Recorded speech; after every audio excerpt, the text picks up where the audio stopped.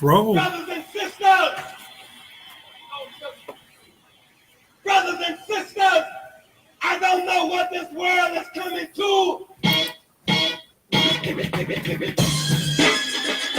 What's up, y'all? Welcome to Full Disclosure, where we tell it like it T.I. is. I'm Derek Lamont Williams the first.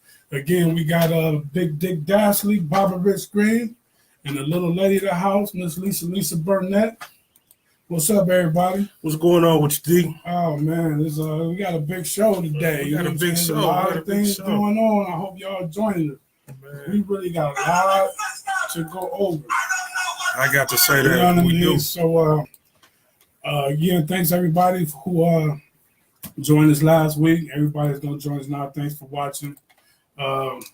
Want to get that call-up number real quick? Could you shoot that call-up number, Dick Johnson? 216-236-5032. Once again, that's 216-236-5032. We'll be putting that in the comments, and we about to try to go ahead and get in this thing, man, because there's so many layers, so many layers of the onion to peel back. You know what I'm saying? It's all tied together. So, as most of y'all know, Bill Cosby was just convicted and sentenced to 3 to 10 for sexual. I can't. What was the charges? Whatever sexual, misconduct. Whatever you want to call it. You know what I mean? And, Dr. Huxtable.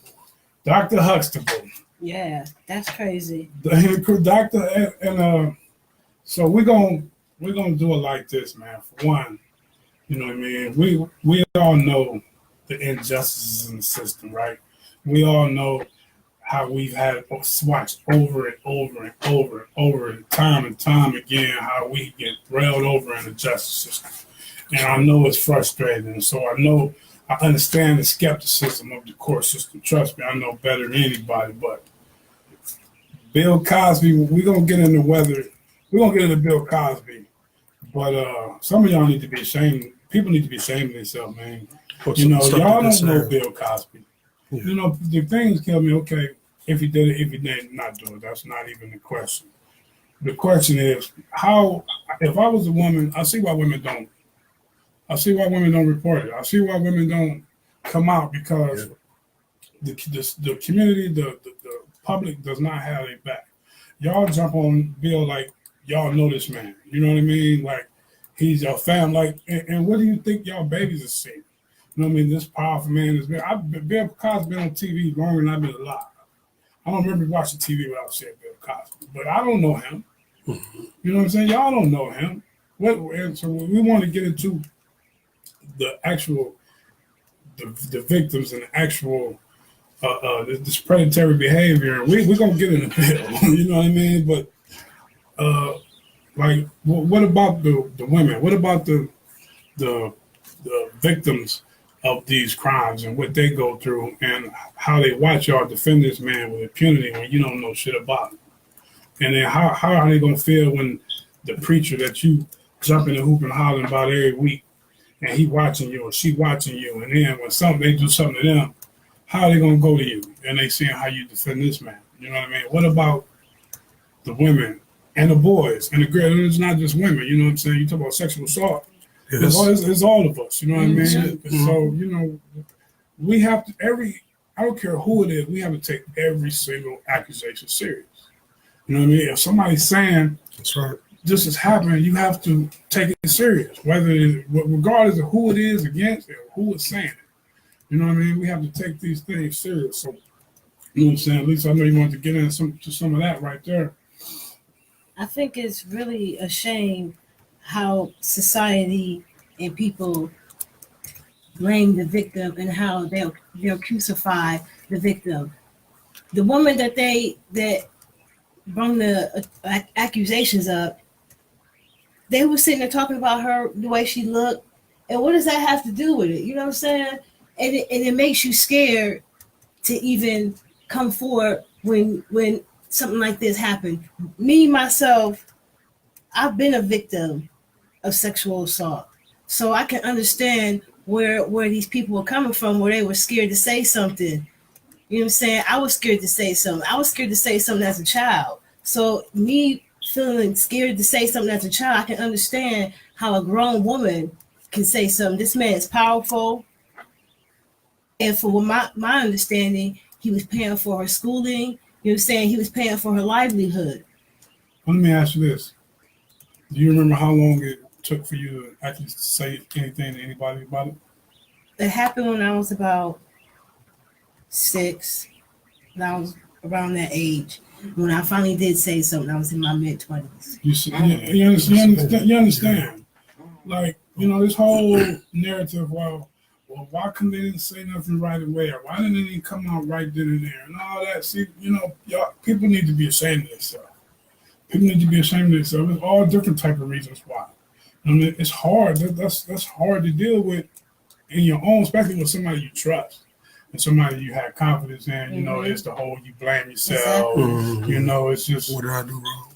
Exactly, and the person that assaulted me, he was a family member, you know what I'm saying? And it was even weirder because that's family, so that's like incest, that's type of weird shit, you know what I'm saying? So then on top of that, you embarrassed to say something because of that, and then it would happen to be a very close person. You know what I'm saying? So you got to deal with that, and you don't want to be the one to break the family up.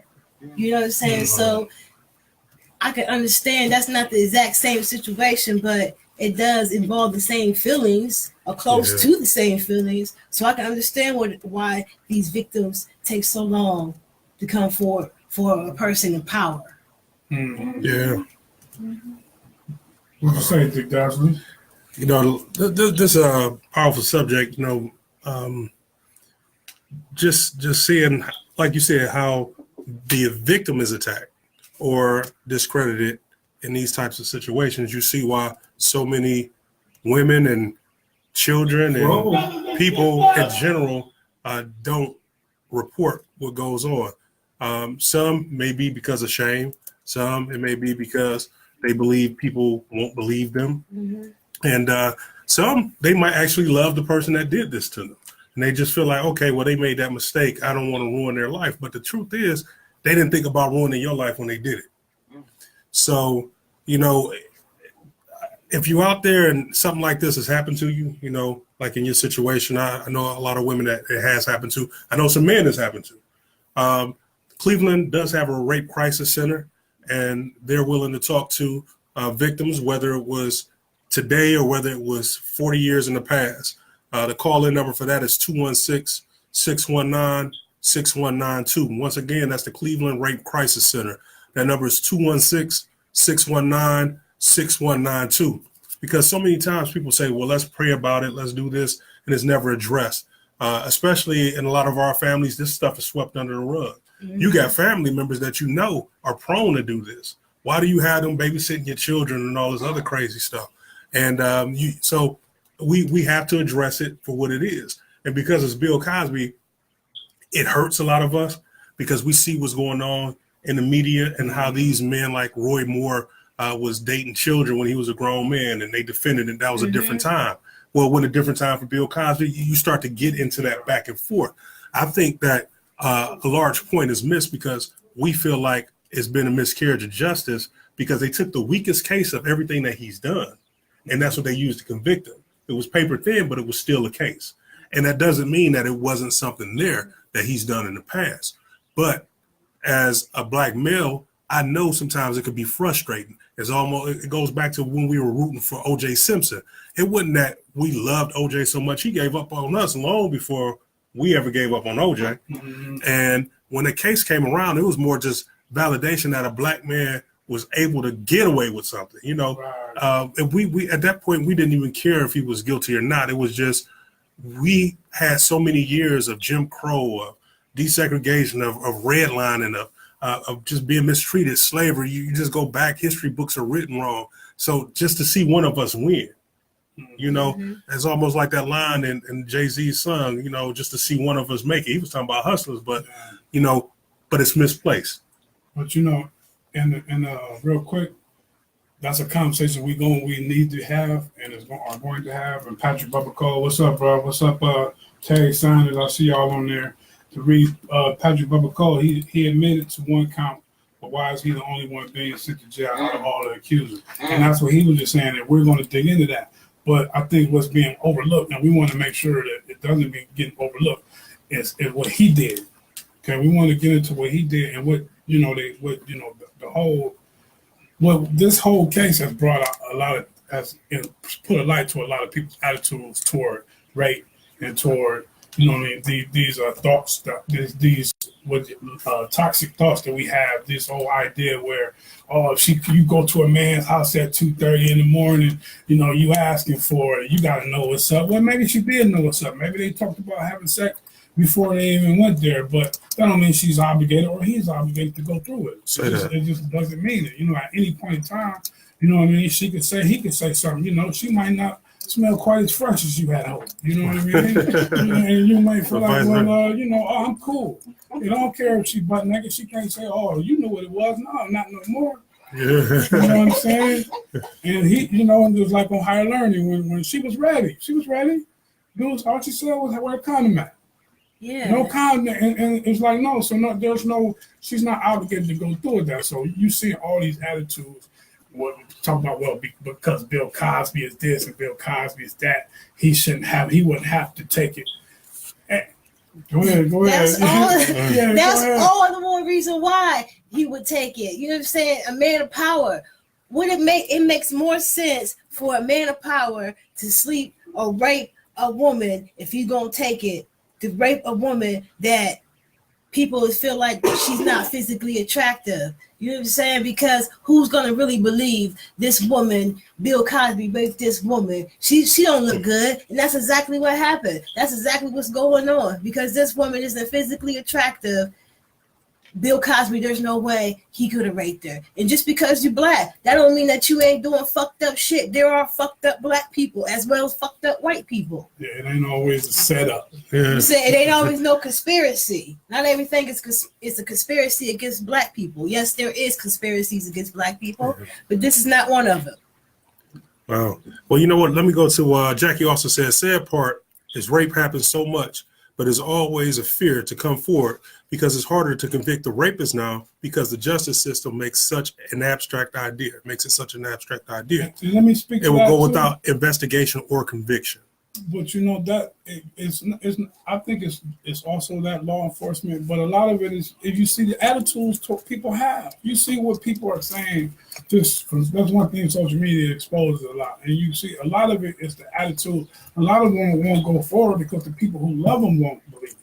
Right. You know what I mean? Yeah. The people who closest to him won't believe him. So how I'm gonna go to a police officer? How I'm gonna go to police when my people don't even want to believe me? It's like when Nelly, when the girl accused Nelly of raping her. I don't know what happened. You know what I'm saying? But I'm not gonna you can't just dismiss because it's Nelly. Oh, Nelly, fine. Nelly, he ain't gonna want to rape me. Motherfuckers don't know Nelly, man. Y'all killing me with that. The average brother will sleep with the most nastiest looking woman in the hood. You know what I'm saying? So what's the difference between some man in power? He ain't nothing but just somebody with money. Take that money away, he's the same as everybody else. So what makes him so different that he wouldn't sleep with somebody or wouldn't rape somebody? An average man would rape somebody. Yeah. Well, Jackie Austin just continued her comment. She said, men of power a lot of times feel entitled and empowered by taking what they feel they can have, and it is a thing of power, of control. That's part of it. Rape is a crime of violence. Yes. It's somebody taking advantage of a situation. Now, I can't say what happened between Bill Cosby and that woman. I could just tell you this is enough. Where there's smoke, there's fire. There's a whole lot of smoke. Too. But if we gonna say that, we got to play both sides of that coin. I'm not just gonna condemn my brother without condemning some of these other men in power. I mean, what Donald Trump got 17, 19 accusations. Are we just to dismiss that because you have some sort of partisan belief that, he's Donald Trump, he doesn't have to do that? No, you can't. I mean, you can't have it both ways, people. But see, to flip it too, I'm glad you made that point. When you go down the line to people who don't believe Donald Trump was guilty, they're Donald Trump supporters. Correct. Like, it doesn't matter what they say, Donald Trump is going to support him. If you don't like Donald Trump, you're going to believe that they're telling the truth. And I would go with Bill Cosby, the same thing. Same thing holds true. Because we love Bill Cosby, he can't be guilty of these things. He can't do this. He can't, because you love him. And the people who don't like him are saying, oh, yeah, he's become the ogre of the Me Too movement. Put a face on it. And it's his, you know what I mean? And we know they always looking for a black face. I was about to say they rushed to put the black face on it. Yeah. But, they just didn't pull Bill Cosby's face out the rubbish. You know what I'm saying? Bill Cosby, if you know about leverage, when they know what you do.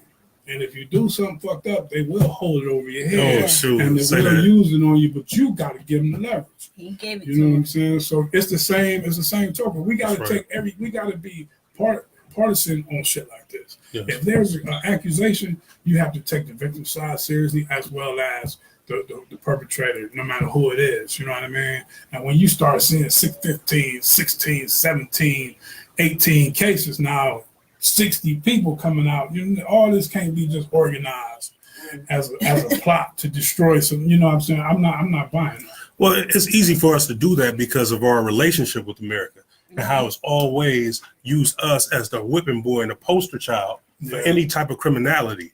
To go ahead and put a badge of dishonor on black skin is America's staple. It was built off of our backs, and they've done that by demonizing us and making people feel scared or nervous around us, and that we're capable of these things. So taking a black man to make him the face of the Me Too movement could have well been an agenda, but he had enough on him that they were able to pin something on him. Because see, that's when his second trial, this latest trial, came about right after the whole whirlwind of the Me Too movement. You know what I mean? First time when they had the mistrial, it was garnering attention, but not as much. So now the retrial come around. Now it's right after all these white dudes that been exposed, kicked out of Hollywood. And now Bill Cosby is basically served his own head up on the platter. Yeah, they had to rush him to justice. Yeah, you know what I mean? He served his own head up on the platter that he was going to be the head of the Me Too movement. He basically, how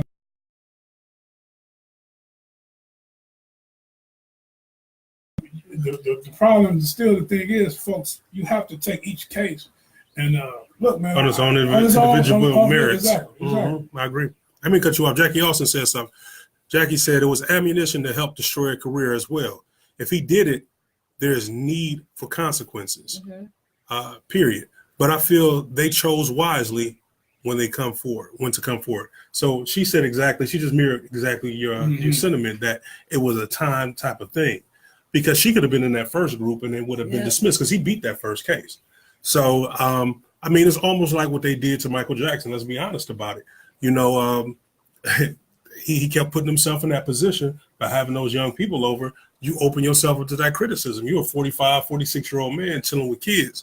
And even though the kids have now come out and said, he never touched me, that wasn't the case then. So they changed the laws in California, got him on something else and tried to do it again. So, you always have to be skeptical of the justice system when you're a black person. Especially when you're a black person. Because it was never made for you.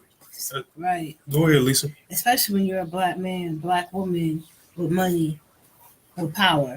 You definitely you can't give him ammunition. What was he thinking? What was he thinking? Thinking with his Jello pudding pop. I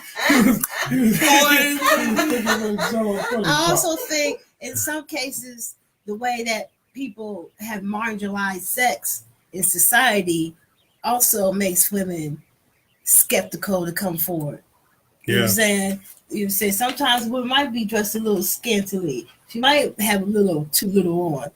That still don't give you the right. That's a prerogative, though. They're going to exploit it too. They're going to make you the victim. But that don't give you the right. That does not give you the right. And she may have had a few extra relationships. You know what I'm saying? But told this one no. That don't give you the right. Because these guys, and what you got to understand, these dudes, and I'm going to say Bill Cosby's profile, because these cats are predators. You know what I mean? They know who to exploit. See, when they don't, and I seen the one post that said, well, until Felicia Rashad said something. Yeah, I saw Yeah, that. I ain't gonna believe shit. Well, he know not to fuck with no Felicia Rashad. He know they vet these women, just like them priests and they know what kids are vulnerable. They learn their backgrounds. They get to know this. If you watch, Bill Cosby did the same thing. Mm-hmm. He, you know what I'm saying? These women wasn't falling over themselves for him. He sucked these women. He found these women and befriended them. Okay, they wasn't all starry-eyed. Oh, Mr. Cosby, can I have y'all? He found these women, and so you have to understand. I lost my train of thought right there. Well, get that back. You listening to the Full Disclosure. You're with Derek, Lisa, and Baba. We're talking today about Bill Cosby, his conviction. We're also talking about just rape in general. If you need help, someone has sexually assaulted you, or you've been a victim of some sort of sexual imposition, Cleveland has a rape crisis center. Their phone number is 216-619-6192. It doesn't make a difference if it happened today, if it happened 50 years ago. They want you to give them a call. They have professionals there that can talk to you, that can counsel you.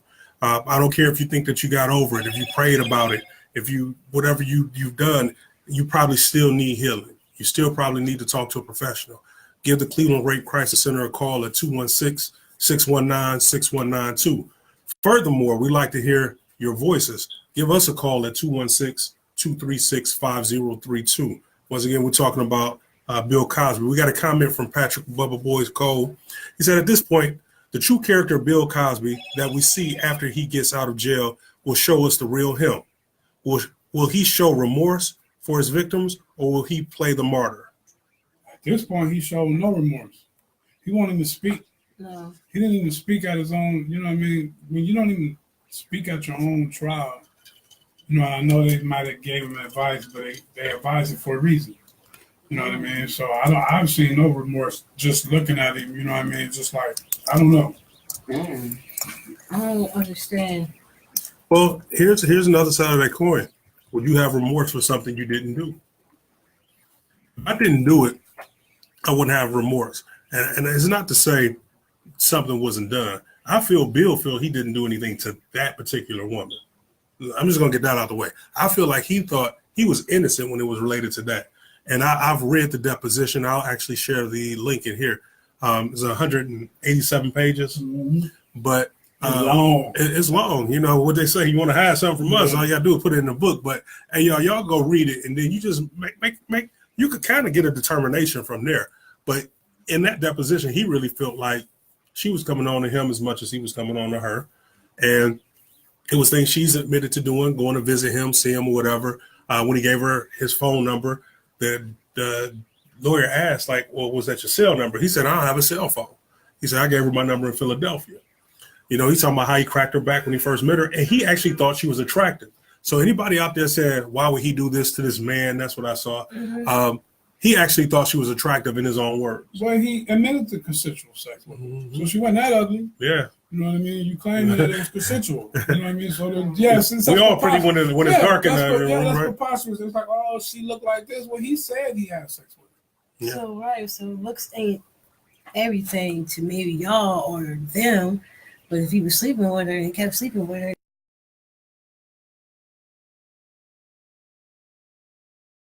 On the other hand, you know what I'm saying, maybe he was forcing her to come. You know what I'm saying? If you don't stop seeing me, if you don't stop giving it to me, then I'm going to stop paying your rent. I'm going to stop paying your schooling.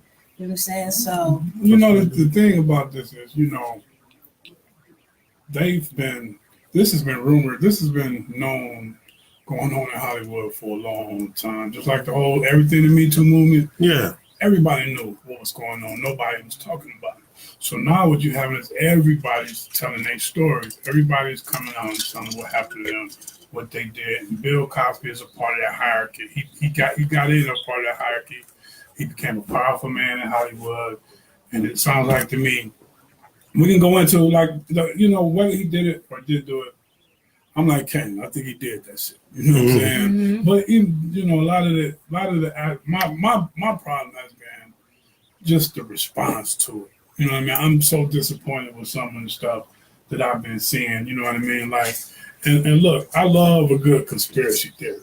I do. You know what I mean? Conspiracies are really happening. This shit happens every day. These cats plan and they plot and they scheme. Shit, the they Tuskegee experiment. Yes, Look at yes, that. yes. So, but if you break a good conspiracy, if you break down, and most people don't. Most people don't. They just say shit and they don't ever try to break it down. So you got to connect the dots, and if the dots don't connect, you got to say it don't make sense. So this whole thing, they say, well, Bill Cosby trying to buy NBC, and I've seen this. So I said, well, let me look into that. Actually, you know what I mean? I'm like, man, it was 1992 where he questioned. You know, that's when NBC was down. They were behind ABC and behind CBS, and a lot of Paramount pronounced them to buy it. They said no. Bill Cosby didn't make an offer to NBC. He didn't. You know, he talked with some investors, tried to put together a team because at the time NBC was worth $4 billion. Bill Cosby's net worth was $300 million, and he wasn't even trying to use his own money. Of course, why would you? You'll never use your own money. So this whole and they told him no because it was a privately owned company. You know what I mean? And you couldn't put together like a merger and take it over.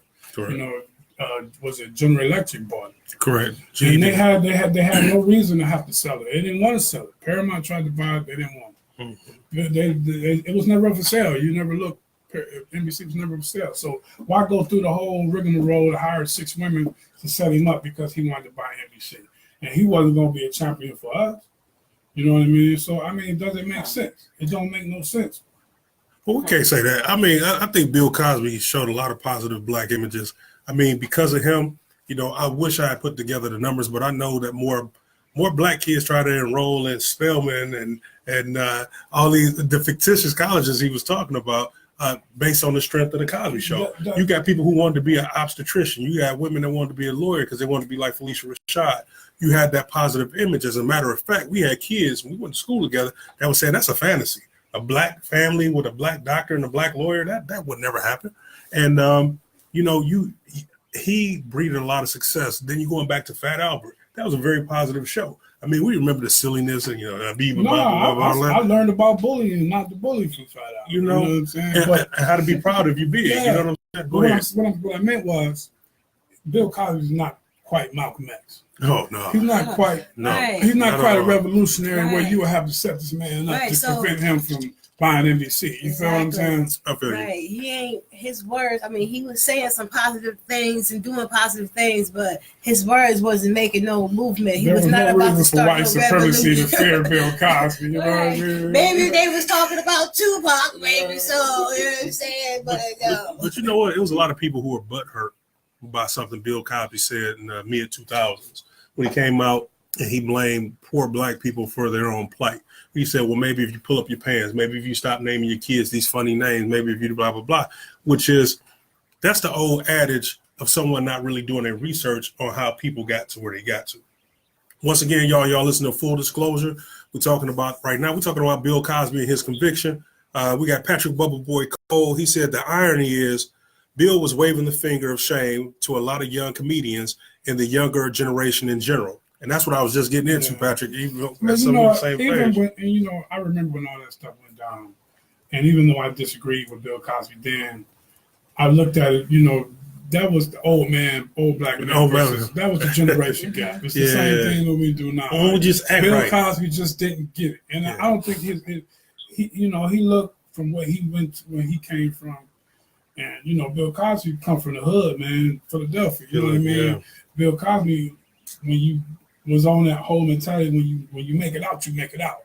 He gave back, but he didn't, you know, that whole represent, talking, walking, acting like, you know, when a black man made it out, they assimilated to the most part of black society. So he didn't, you know, that conversation that we had at the barbershop, Bill Cosby, what made Bill Cosby uncomfortable seeing it in person like that on Def Comedy Jam. A lot of old school cats like that. Like when motherfuckers is talking like just saying like that. What you just said, yeah. Like that old man, they don't like to hear that. And that's not how they live. But I don't think he was. You know, I never. He was self-hating. Yeah, he wasn't self-hating in that aspect. No. So I understood where he was coming from. Shit. He just was outdated. You know, he just.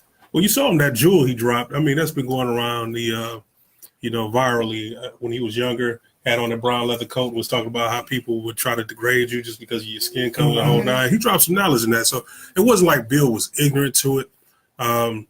But also, I do understand for the people that feel like he was framed or, is bull. I can't be mad at you. I do understand this country make you so angry that you could. We all suffer with a portion of cognitive dissonance.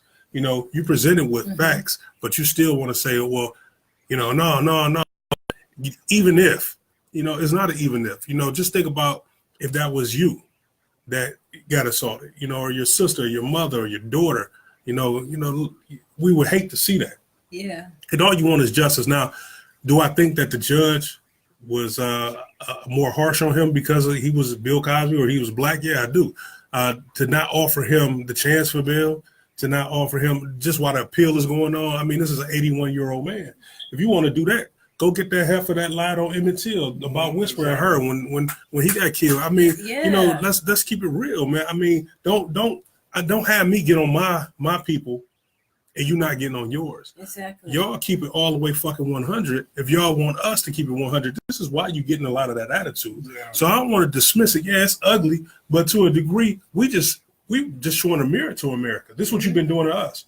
So this our man. You know what I'm saying? But y'all, it ain't right. Somebody got hurt in this. And if it was your family member, we got more compassion than a lot of other people do. You wouldn't want that to happen. Go ahead, D. It look like you want to say something. No, I mean, you good. That's why I feel it's important to dig in a bit. Because you bet you we're going to dig into their ass. You know what I mean? So whoever it is, you know what I mean? We're not going to cut anyone no slack, like you just said. So y'all don't need to cut y'all people no slack. I understand it, man, the skepticism, you don't want it to be true. You know what I mean? You don't want him to go to prison. You know what I'm saying? When you see these other motherfuckers walking away, and it's like, they ain't gonna let this dude walk away. You know what I mean? Say that. And you start looking at, and that's the one of the post. I was on a post earlier this week. And we were going some back and forth. Shout out to Tony Reeves Jr. You know what I'm saying? We was on his post, and he had stated something that Jamel Hill had said about them dismissing, making it more about racism than what Bill Cosby did. And that's why I wanted to make sure we really spent time on what Bill Cosby did before we jump to the racist injustices and the all the transgressions, the stuff that happens with the boy that raped the woman in the side of the alley. Called him Yeah. Brock, they called him Brock. Yeah, Brock something. And this dude gets sentenced to what? A year, did 6 months, or got sentenced to 6 months and did 3.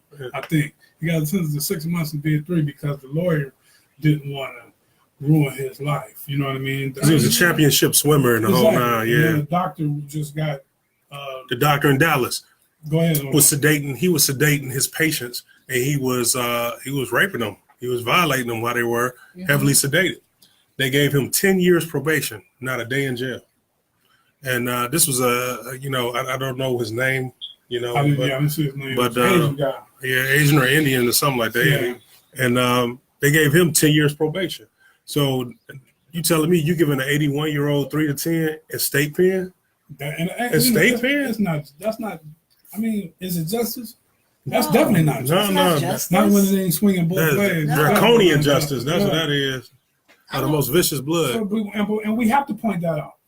And that's all I was trying to say to Tony. You know what I mean? We're going to go in on Cosby. You know what I mean? We're going to go in on trying to, help people who have been, victims and have empathy, and we're going to call them out. But, it's bullshit how they get treated. It's a whole, like we talked about last week about, when we talked about last week, your topic, sovereign citizen, about setting ourselves apart. We need our own justice system because this system was built. This ain't it ain't broke. This is how it was built. Yeah, this is how it was built. Hey, Patrick Bubba Boy Cole just chimed in. If y'all just tuning in, y'all listen to Full Disclosure with your man Derek, Lady of House, Lisa Burnett, your man Baba Dick Green. We're talking about the conviction with Bill Cosby. Patrick Bubba Boy Cole weighed in. He said we have to be role models ourselves. These celebrities we put on pedestals all have dirty history to some extent. And that's true. Everybody has a past. They just people, man. They just make people. mistakes. And that's what burns my soul, man, that people are coming out. Y'all know Cliff Huxtable. That's who we know. You don't know Bill Cosby. You know what I mean? You don't know that man to save your life. You know what I mean? And everything he's done, Bill Cosby is a genius. Bill Cosby is one of the funniest guys that ever done it. And without cussing. I'm telling you, we could go on and on how good Bill Cosby is. And I'll still watch the Cosby Show. I'll still watch the Cosby Show. You know what I mean? But we got to call a spade a spade. Yeah. It seemed to me that the man was a predator. It seemed to me that he vetted these women, he profiled them, he befriended them, and he used the same rules time and time and time again. That's what the evidence looks like to me. You know what I'm saying? Do I want to believe it? Do I want it to be true? No. But that's how it looks. I mean, at 60 women, you can't pay me to believe that that's a conspiracy. That's too many loose ends. You know, in a conspiracy, you got to tie loose ends up. And what was it, Kennedy? You know, what was it, Lee Harvey Oswald? They set him up as a patsy, and they get rid of him, and then they got rid of, then they killed the dude that killed him. Turn around or something like that, 60 women, that's too many loose ends. You can't tie all those loose ends up. You can't tie all those stories together when the women are coming out and at different times to people who they knew, and people are collaborating in stories that they told them what happened before the other women came out. You know what I mean? You can't deny this. I'm sorry. You know what I'm saying? I'm sorry, Cliff Huxtable is what, you know what I'm saying? But that's how it looks to me. So, but we deal with that. But yes, the unequal justice system, we have to deal with that. It's a hard thing. We have thing. to deal with that. Yeah, 'cause I don't care who it is. If I get gang raped, I want everybody to come to justice. I don't want somebody just because they black, just because they white. I want everybody to be held accountable. That's right. So this whole, you blame, you crucify Bill Cosby, but you let the other guy go. You know what I'm saying? That's just been the story since day one. So listen, brother. So us as black folks, we gotta be smarter than that. You know what I'm saying? He should have knew better. If we're gonna crack Donald Trump, we gotta crack Bill Cosby. That's right. Same on the other side, though. If you're gonna crack Bill Cosby, then you gotta crack Donald Trump. And we just gotta stay on their ass on these trials. But what about the people who say, "What about all these Catholic priests? They've been getting away with it. It's rampant, and there's all these cases coming out. What about that? I mean, I can't argue with that." You have made the point too, Rich, about the one guy that we talked earlier, Darren Sharper. No, the kid that came out 35 years later. Well, see, here's what I was about to say, and I'll wait to bring that up. Lisa, you had mentioned earlier that there was almost a 20-year gap in between what happened to you and by the time you spoke about it, and that was very brave of you. I want to give you a round of applause for just being brave and sharing that with people, because I know that's a very sensitive subject, and especially close family member and the whole nine. So sorry, really sorry. I didn't know that until you just said that right now. So I'm sorry. But what tends to happen is when a man comes out and he says, a priest raped me 30 years ago, everybody like, oh, you poor guy. But a woman does the exact same thing. Nobody believes her. Why is that? Yeah. I mean, why is it that we believe the man, but we don't believe the woman? Is that male privilege? I mean, there is something as male privilege. I believe so. And I believe a lot of it is the way that women are justified in society. You know what I'm saying? A lot of times, especially in the world of power, women really don't have power. You know what I'm saying? We are supposed to be seen and not heard. Wow. You know what I'm saying? And in some cases, like I said, in society, you got people like Nicki Minaj and people like that who uses sex. You know what I'm saying? So sex. Women are sex. And women don't even know the difference what it means to be beautiful and sexy. You know what I'm saying? They think because you see somebody being sexy, that means beautiful. For me, that's a totally different thing. You know what I'm saying? So I think the way that we have been portrayed and the way some of us do portray ourselves makes it harder it gives them even more leverage. You know what I'm saying? Because the way the world was already brought up, we was already to be seen and not heard. You know what I'm saying? That's still the case today in a lot of cases. So I think that has a lot to do with the way women are. The reason why they're being quiet and not coming forward. But the other thing is, it's still unfair that you can believe a man over a woman. And I can say as a man, if you coming out and saying a man raped me, it's not a macho thing. So we really saying, well, I know it got to be true because no man is going to come out and say, normally, say I've been raped. Because believe it or not, I know I have people who have had things happen to them as men, and they're ridiculed. Yeah, I was gonna say because it happened to him. Like, well, something wrong with you, I knew something. Especially if it, you know what I'm saying. Especially if it was a man that got raped by another man. Yes. You know what I'm saying, by a family member, or while they was in jail or something. You know what I'm saying, of that sort. Correct. You know what I'm saying. Then you get called all types of homophobia names when you're not a homosexual, but people pick with you. You the victim. Right. That's sad. Yeah. That's sad. Yeah, that really is sad. And for a man to come out and admit to that, and you know what I'm saying, that's brave. Hold on, Terry Sanders just I'm gonna cut you off, but Terry Sanders just came in. He said, I reported my best friend's grandmother had a gun to my head, demanding sex from me when I was 14. Nothing happened. Police, nothing. That's another story though. Now that's pretty deep. Yeah, that's deep. That's pretty deep. My nephew shared something with me, how he was at a bar and some woman just came up and accosted him, grabbed his genitals. And, now this might be part of that toxic masculinity you're talking about. For me, I'm like, I don't think that's a crime. Mm-hmm. She grabbed your junk, take it as a compliment, or maybe just like, hey, chill, because the wrong woman do it as being a brother. You get a lot of trouble. White woman come up, grab your junk. You just like, excuse me, miss, I'm gone. I'm out. Because you could end up getting in trouble. But I don't look at that as assault. And maybe that's me kind of being macho, but that don't mean it didn't have an impact on him. You know what I'm saying? Right. That he felt, I feel, vulnerable. So I guess we just can't downplay what feels like that. And then that comes into a whole nother thing. And maybe this is another show, but really, what is assault? We grew up in the time of, we grabbed booties, rode around our school and squeezed a girl butt and didn't run. Hide and go get it. Grew up, I guess we did grow up in a messed up time. Maybe it is better that people are hypersensitive. Mm-hmm. Is it better that people are hypersensitive? Are they hypersensitive, or is this the way we should have been all along? You keep your damn hands to yourself. Is that just it? Like, let's just have respect for each other. If I like you, I tell you, come touch my body. Don't touch my body until I give that permission. Don't touch me until I tell you to touch me. Period. It's not about being hypersensitive. It's about you not. It's about me not wanting to be touched by you. Say that. Okay. At the end of the day, Hey man, let's ask men. Don't act like we don't know what's inappropriate and what's not.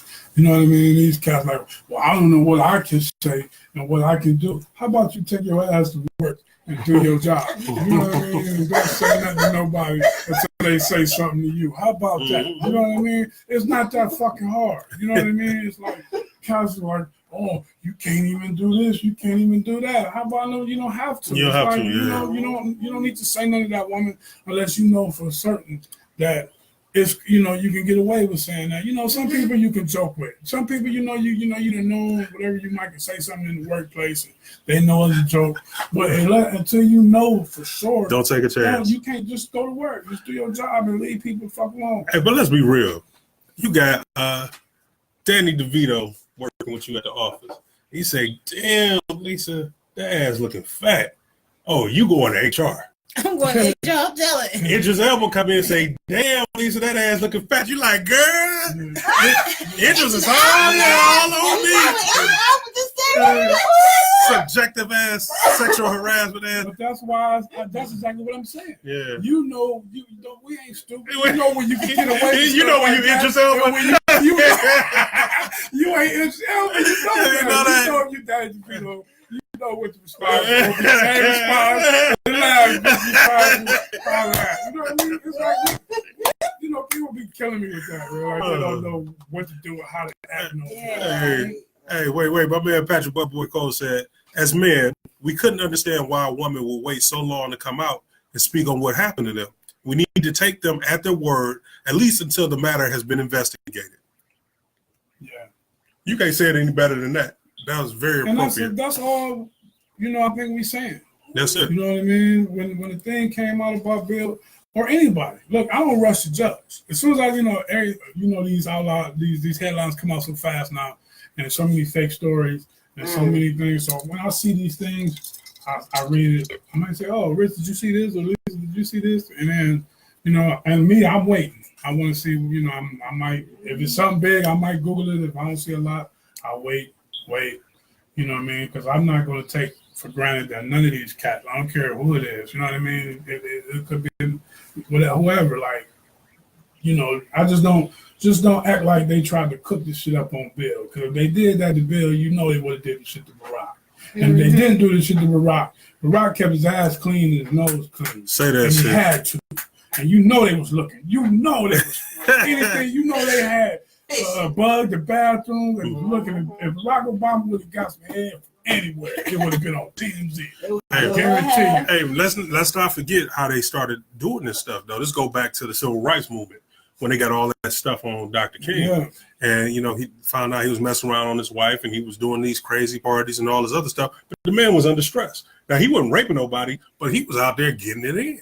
And that was the leverage. And they found out about it, and they used it for leverage. They didn't set him up, or even if they do, if they know you got a propensity for women, like if they're going to keep sending them. They're going to send them. They're going to send the finest women you can find. And they fall and for they're going to have the cameraman ready. Click. And they tried the same thing with Malcolm. Hey, y'all, I don't know if you saw the movie, Malcolm X movie, when they said, man. This guy makes Martin Luther King look like who is I forgetting? He said, Malcolm, now you took it out of my mind. I had it in my head. That was in my arsenal. Somebody go ahead and type that up. Y'all know what we saying. That line in Malcolm X where they were saying, like, he was true of his word, basically, is what they were saying. He was real about what he was doing. And that's what it takes when you're in the public eye. Because, honestly, we all got something in our past we don't want people knowing about. And, you don't want to face certain things you did or you said or certain posts you had the whole nine. They got something on all of us. I think the best thing about, once again, Donald Trump being in office is you could be a complete and utter douchebag and still be in the public eye. Now, this guy, he'd been suppressing it. But one thing Bill Cosby did that was gangster. He asked for his money back. Oh, yeah. Can I please have a refund? I'm going to need that. Yeah, I believe that. Not for the pill. Come here, run me that back real quick. And all these colleges that took away his honorary degrees, y'all need to give him back his honorary money that he gave y'all, for real. Don't be hypocritical. Leave it alone. For real. He signed a settlement. He signed a settlement with the woman in 2006, I think it was. That's right. Yeah, and part of the settlement was she keep her mouth shut. So she came out and testified, so he wanted his dough. Yeah, I think he should get it. Yeah. Y'all listen to Full Disclosure. We talking about Bill Cosby today. You listening to your man, Baba Dick Green. We got our lady in the house, little Lisa Burnett, Big D Will. And, y'all, we'd love to hear from y'all. It's great. We love hearing our own voices and let us out on my voice. But we have to check because we had phone calls last week, but for some reason it didn't show up. Yeah. So I'm saying if you're trying to call, let us know. Or just comment or whatever. Yeah, 216-236-5032. All right, I guess we should move in because we spent a lot of time on Bill Cosby. Mm-hmm. I really wanted to get on Brett Kavanaugh and all that other stuff, but it's all tied. It's all tied together. So let it go. All right, so it's Brett, all tied together. Brett Kavanaugh, he had the one little thing going on this week where Dr. Ford got up and got a chance to tell the story against him. If y'all don't know, Brett Kavanaugh is a judge who's up for the Supreme Court. Donald Trump nominated him for the empty seat in the Supreme Court. They're trying to have a confirmation hearing. However, there have been several women who have come up and said he's had a past of getting drunk and abusing women and trying to sexually abuse them. So this one woman who tells a very credible story of how he attacked her at a party, him and a friend pulled her in the room, covered her mouth up, and start trying to rape her. Basically, she said she thought she was going to die before they even got a chance to rape her because they covered her mouth so tightly. Then you had people on the right come out and say, well, that's just boys being boys. He was 17 at the time. Well, I've been a boy.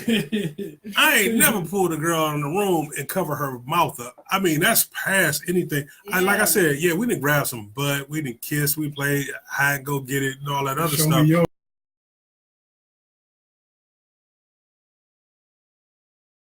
Should they use for Trump? Yeah. When he was grabbing whip about the pussy. Yes. You know what I'm Yes. saying? Oh, that's Boys, this man that's locker room talk. Yeah. You know what I'm saying? So white supremacy has a way of always identifying themselves. Yeah. They go ahead and make themselves look innocent and make you look guilty. And that's another thing. See, this is a lot of the anger that comes with Bill Cosby. Like, we see all this stuff and you just feel so helpless. But y'all, you're not helpless. We ain't got to put up with this. They don't run you, you run them. Keep that in mind. You know, they can go ahead and they can try to pull this little stuff. You got to strengthen your legislation and your vote. A vote is coming up in November, y'all. And I know we said, well, I'm conscious. I got a lot of conscious people that say don't vote. Man, don't be so conscious that you unconscious. Go out and vote. Put some people in there that ain't just voting on the agenda, that's just following the towing the line. Yeah, it's all WWE. I think everybody play the same side. It can't hurt. You know, like you know, I was on the fence. You yeah. convinced me. I was one that didn't want to vote, and I just feel in my like heart of hearts don't want to vote, but at the same time, I see the point in it. And so, you know, it can't hurt. It only take a couple minutes. I just feel like voting is like I feel the same way. Chest.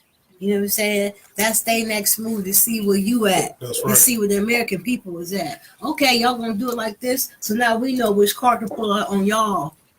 That's how I feel especially about in the local thing, because you see what they did with the presidency. You see what George Bush did when they stole the election. They're gonna put you in there. They're gonna put you in there. But locally, yeah, I feel you on that. The local stuff. Vote for your councilmen, your judges, vote for your senators and your congress people. Get these idiots out of there, man. Spending 40, 30. Look at Mitch McConnell, man. Anyway, Lisa. Go back into what you were saying about. So I was just going on Kavanaugh. Kavanaugh he's displayed, and people have said he gets drunk and he is just reckless. And he wrote all this stuff in his yearbook about being the 100 kegs and then sleeping with this one girl, calling it this, and then lied. Now, I think if I was a defendant in his courtroom and he was hearing my case and I lied to him like that, and he was able to pick out those lies, like, oh no, this meant that, this meant that, this meant that. He would have rejected all my testimony. And to have a person who's supposed to be a judge lie in front of not only Congress, but the entire nation says something. Now, they just had a vote where they put a new Supreme Court justice in. I'm sorry, his name escapes me. Normally, I'm able to pull this out there, but it was a Trump nominee, and he was confirmed. And man, Kamala Harris, I love you. I got a crush on her right now, y'all. I think I'm crushing on Kamala right now, you know. But she said, "Look, we just went through Gorsuch. Gorsuch said we just confirmed Gorsuch. He didn't have to go through this stuff. He didn't have these allegations against him." So he went down the same road you went down, but now you saying it's a Clinton conspiracy. You got a judge screaming conspiracies. Mind you, this is a judge that a black man got pulled over by an off-duty cop. I got to tell the story. Black man got pulled over by an off-duty cop, and off-duty cop told him to get out the car. He got out the car. He put his hands on top of the hood. The cop shot him. Cop said, well, it looked like he was trying to reach behind his back. Witnesses said, no, he had his hand on the car. That guy killed him in cold blood.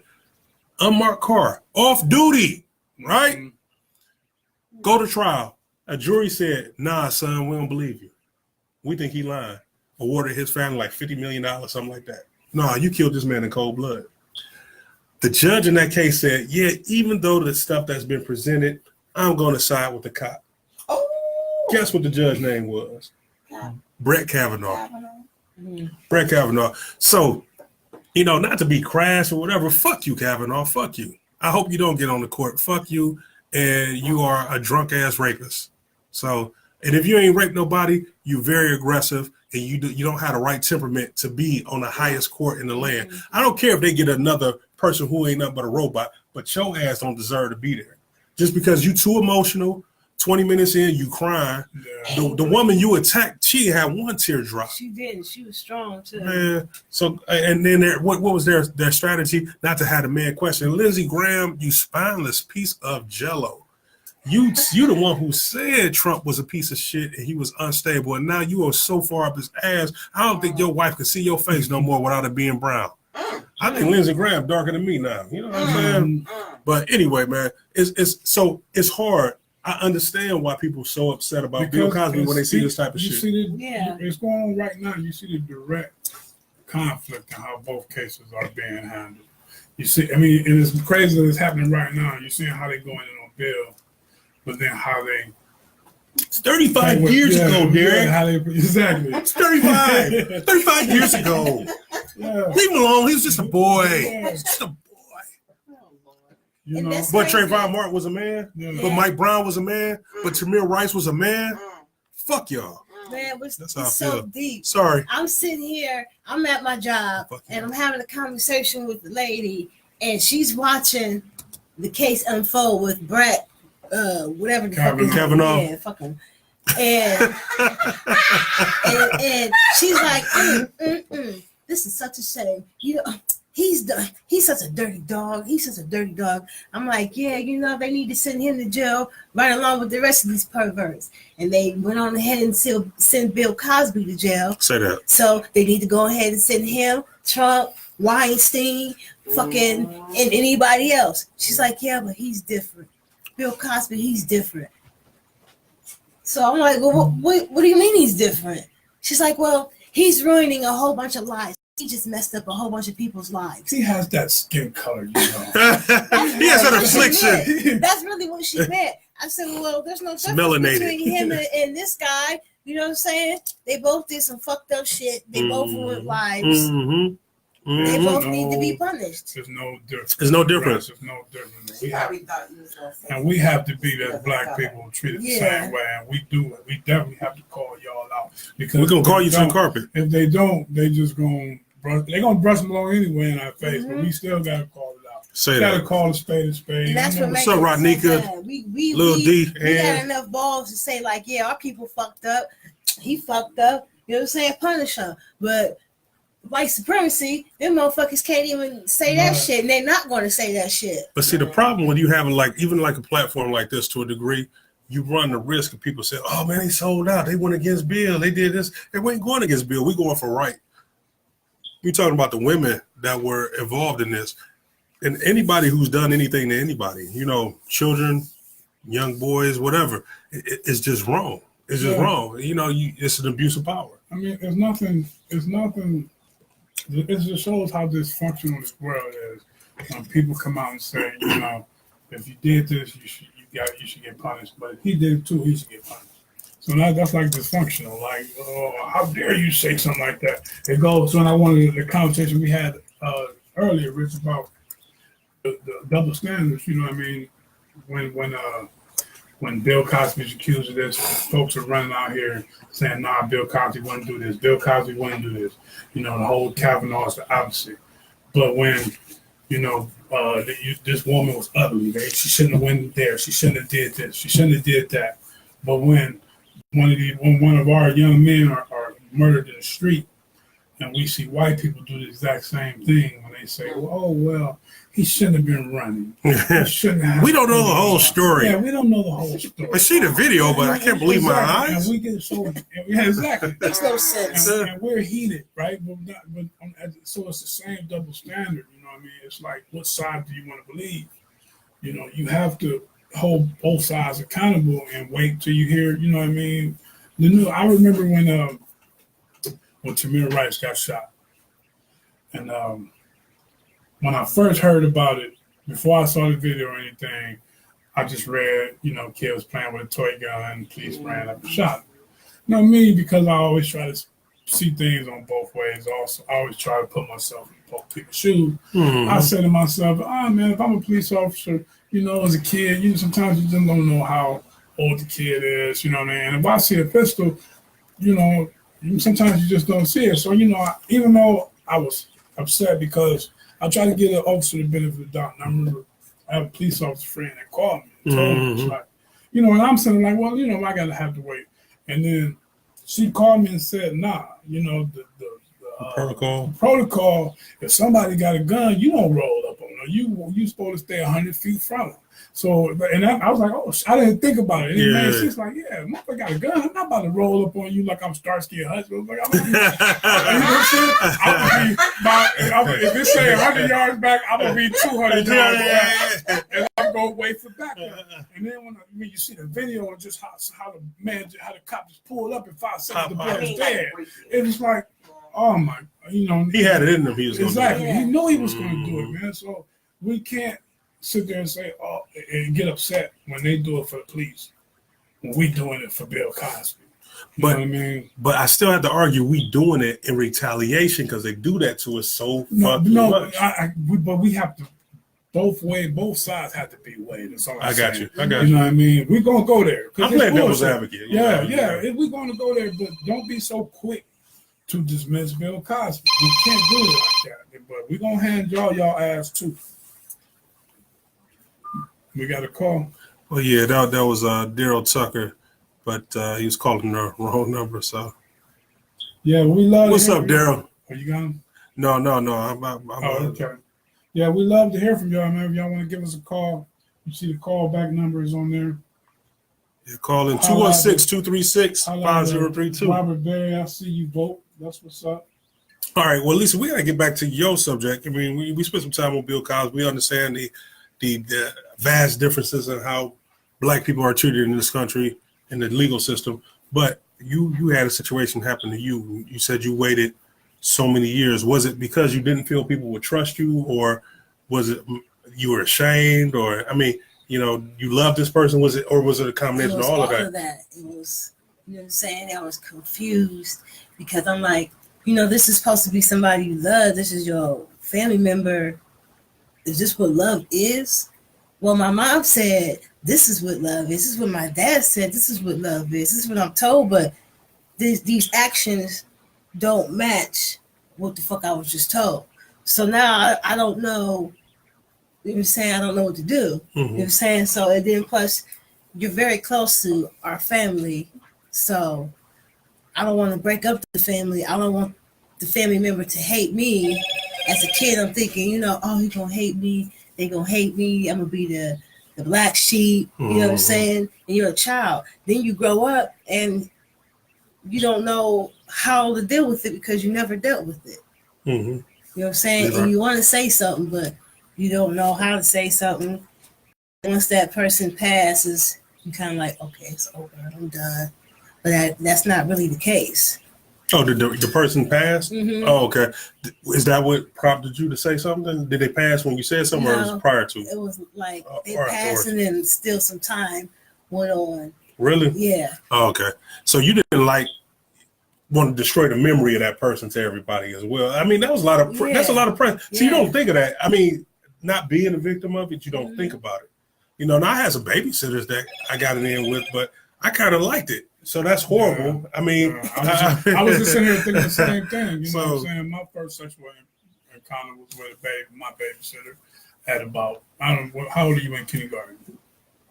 oh shoot, 5, 5, 6. 5, 6. I was in kindergarten and, I had an erection, you know what I mean? But I didn't know what was going on, you know what I mean? She made me, do things, whatever. And it was like, it was exciting, but it's confusing. And I never spoke about it. I never even considered speaking about it until I got older. You know what I mean? It was never even it was never like, especially if a lot of times now, you raise our kids differently now. But when I grew up, your mom didn't say if somebody touched you, tell somebody. You just didn't have a conversation with your son. You may have had it with your daughter. Yeah, you know what I mean? You didn't that's have it true. with your son. So it was like, I didn't know what to make of it. You know what I mean? And then when you unpack it years later, I just realized how it affected me. You know what I mean? And then when I told my mom about it, and I was joking with it, like, "Mom, this," you know what I mean? But I seen how that levels, how it affected me as an adult. You know what I mean? Like, Well, it affects a lot of your habits. Yeah. Like you said, I started like an older woman. It did. And I was like, babysitters were nothing but like 3 to 5 years older than me. They was just a little bit older than me. So I wasn't that young when it happened. But, to say I didn't like it would be a lie. But, it was a learning experience. And she told me not to say anything. So I didn't. But I was sitting there, back in the day, you brag if you had sex with somebody, right? Yeah. But I didn't. It's like I kind of knew I shouldn't tell. Mm-hmm. Like it was really weird. But, I don't know. I'm not totally upset about it, but I know it messed me up to a degree. One of the things, and I'm gonna say this, that I noticed when I started unpacking it, I remember when she made me touch her vagina. You know what I mean? Uh-huh. And I remember I felt all wet and squishy, and I mean, you're a kid, it's like, I felt some type of way, but you know what I mean? And then I remember, as a teenager, and I wasn't even processing it, like, when you brag about fingering a girl and it was a thing, but I didn't like it.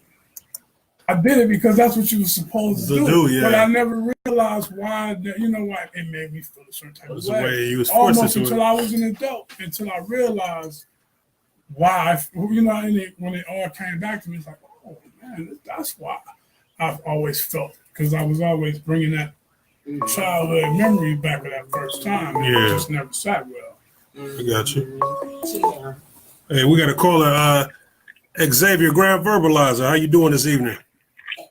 All is well. How goes it, Rick? Oh, it's going What's well, up with brother. it, man? What's up with it? What's going on? Hey, how you all doing up in there tonight? Oh, we excellent, brother. Hey, so I'm sorry, hey y'all. Patrick Bubba Cole said, "I guess I was an ugly kid." Hey man, hey, being molested ain't fun, man. Wait, actually, because I kind of enjoy it. I ain't gonna even lie, I ain't mind. But X, what's going on, brother X? Talk to us. Man, hey, first I appreciate this conversation y'all having tonight, and I think this was a lot of value. A lot of people probably really need to hear this. That maybe they just ain't in their mood to really call, but a lot of folks need to hear this tonight. Thanks, man. So I want to just throw a couple stuff out there. I don't want to get off topic, but when you were talking earlier about Bill Cosby and Brett Kavanaugh, I look at the situations like that, and I think those things say for our community, for the black community, and for poor people too. It's like, how many times you got to see the same thing before you're going to start acting like you know? Yeah. Because they ain't revealing nothing that's really a surprise to anybody. Right. At least as far as when I look at it myself and I listen to what folks say in the community. And so, it kind of goes to, what are we going to do different for ourselves? Like, when we took that conversation talking about being molested, unfortunately, a lot of us, we look at what happened in our own community, how we raise our children, and we don't challenge none of that. So we perpetuate that. We being a part of that, So, and we talk about when young boys getting, their virginity changed, we kind of salute that. We do, yeah, you're right. You're right, like a badge of honor. What I mean? Yeah. And, but with young girls, then, we vilify them. And, yeah. I saw high school, and I remember having a conversation with some young guys, like between classes, and they're talking about some young sister dogging their corner, all kinds of hoes and this, because they heard she had, had oral sex with some cat. And so I asked myself, well, hold on, which one of y'all want to marry a woman who don't know nothing to do sexually? And they, of course, one of them said, well, no. I said, well, where's she gonna learn it from there? It's deep. You know what I'm saying? Yeah. And go ahead. Let me add this. Lay down with a girl and call her a hoe, well, but you ain't a hoe. You went there with her, right? Yeah. So we got to challenge ourselves now. Brett Kavanaugh, Bill Cosby, we may never know the real, but without, looking at that and say, all right, what do I do different in my life? And the people I impact, we're just playing games. I think. That's true. Derek has something to say to you next. I wanted to add something to that, what you just said, man. I'll share this conversation I had with my son maybe a year or two ago. And we were talking about relationships, and he shared with me some advice that one of his coaches gave him. He's playing football, and he was like, we were talking about how to treat women and whatever, and he was like, what my coach said, I should, run through as many as I can while I'm young, you know what I'm saying? While you're young, use as many as you can so you can show your wild oats, and you know what I mean? And I have to check him, like, no, that's not how you do things. That's that toxic masculinity, that attitude that, you're a young man, you got to do this and that and that. And I explained to him about quality and quantity and about treating women not as objects, you know what I mean, but as people. These people have feelings and have, you know what I'm saying, and have issues and things like that. So, yeah, that definitely speaks to that attitudes that we have and we have passed on to generations. Indeed, man, absolutely. And, to the queen there with y'all, man, she's sharing her situation. That another thing that I found is that all of us need mental health. A lot of us tend to wait, if we even go wait to things at a crisis point, but all of us got some stuff we're dealing with, especially as black people in America, coming through, what we came through here. Mm-hmm. And so for the brothers who's listening who've had any kind of, unhealthy sexual experience, man, I encourage them to,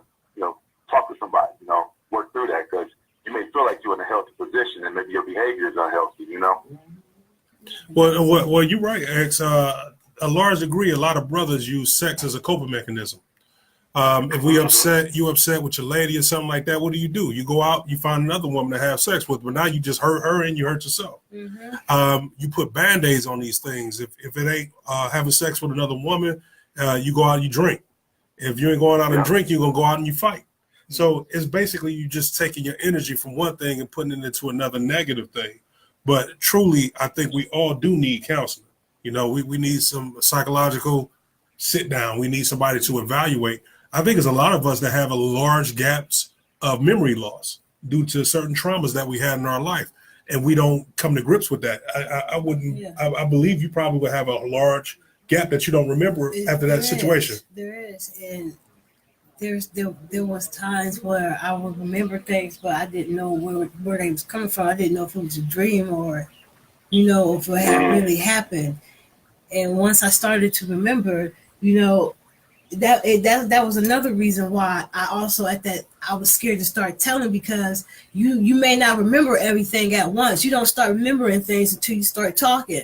And the fact that you don't remember things and the way you telling your story may sound like you making the story up as you go. So now you're really not believable, but that's not the case. You know what I'm saying? You block shit out. Yeah, it just comes back as you're talking about it, right? Yeah. Or you might see something or hear something or smell something. That was when we were watching the woman's movie, Dr. Ford, that just had a Matt Kavanaugh, and you can see why she was telling the story on the stand. The hippocampus, she broke it down.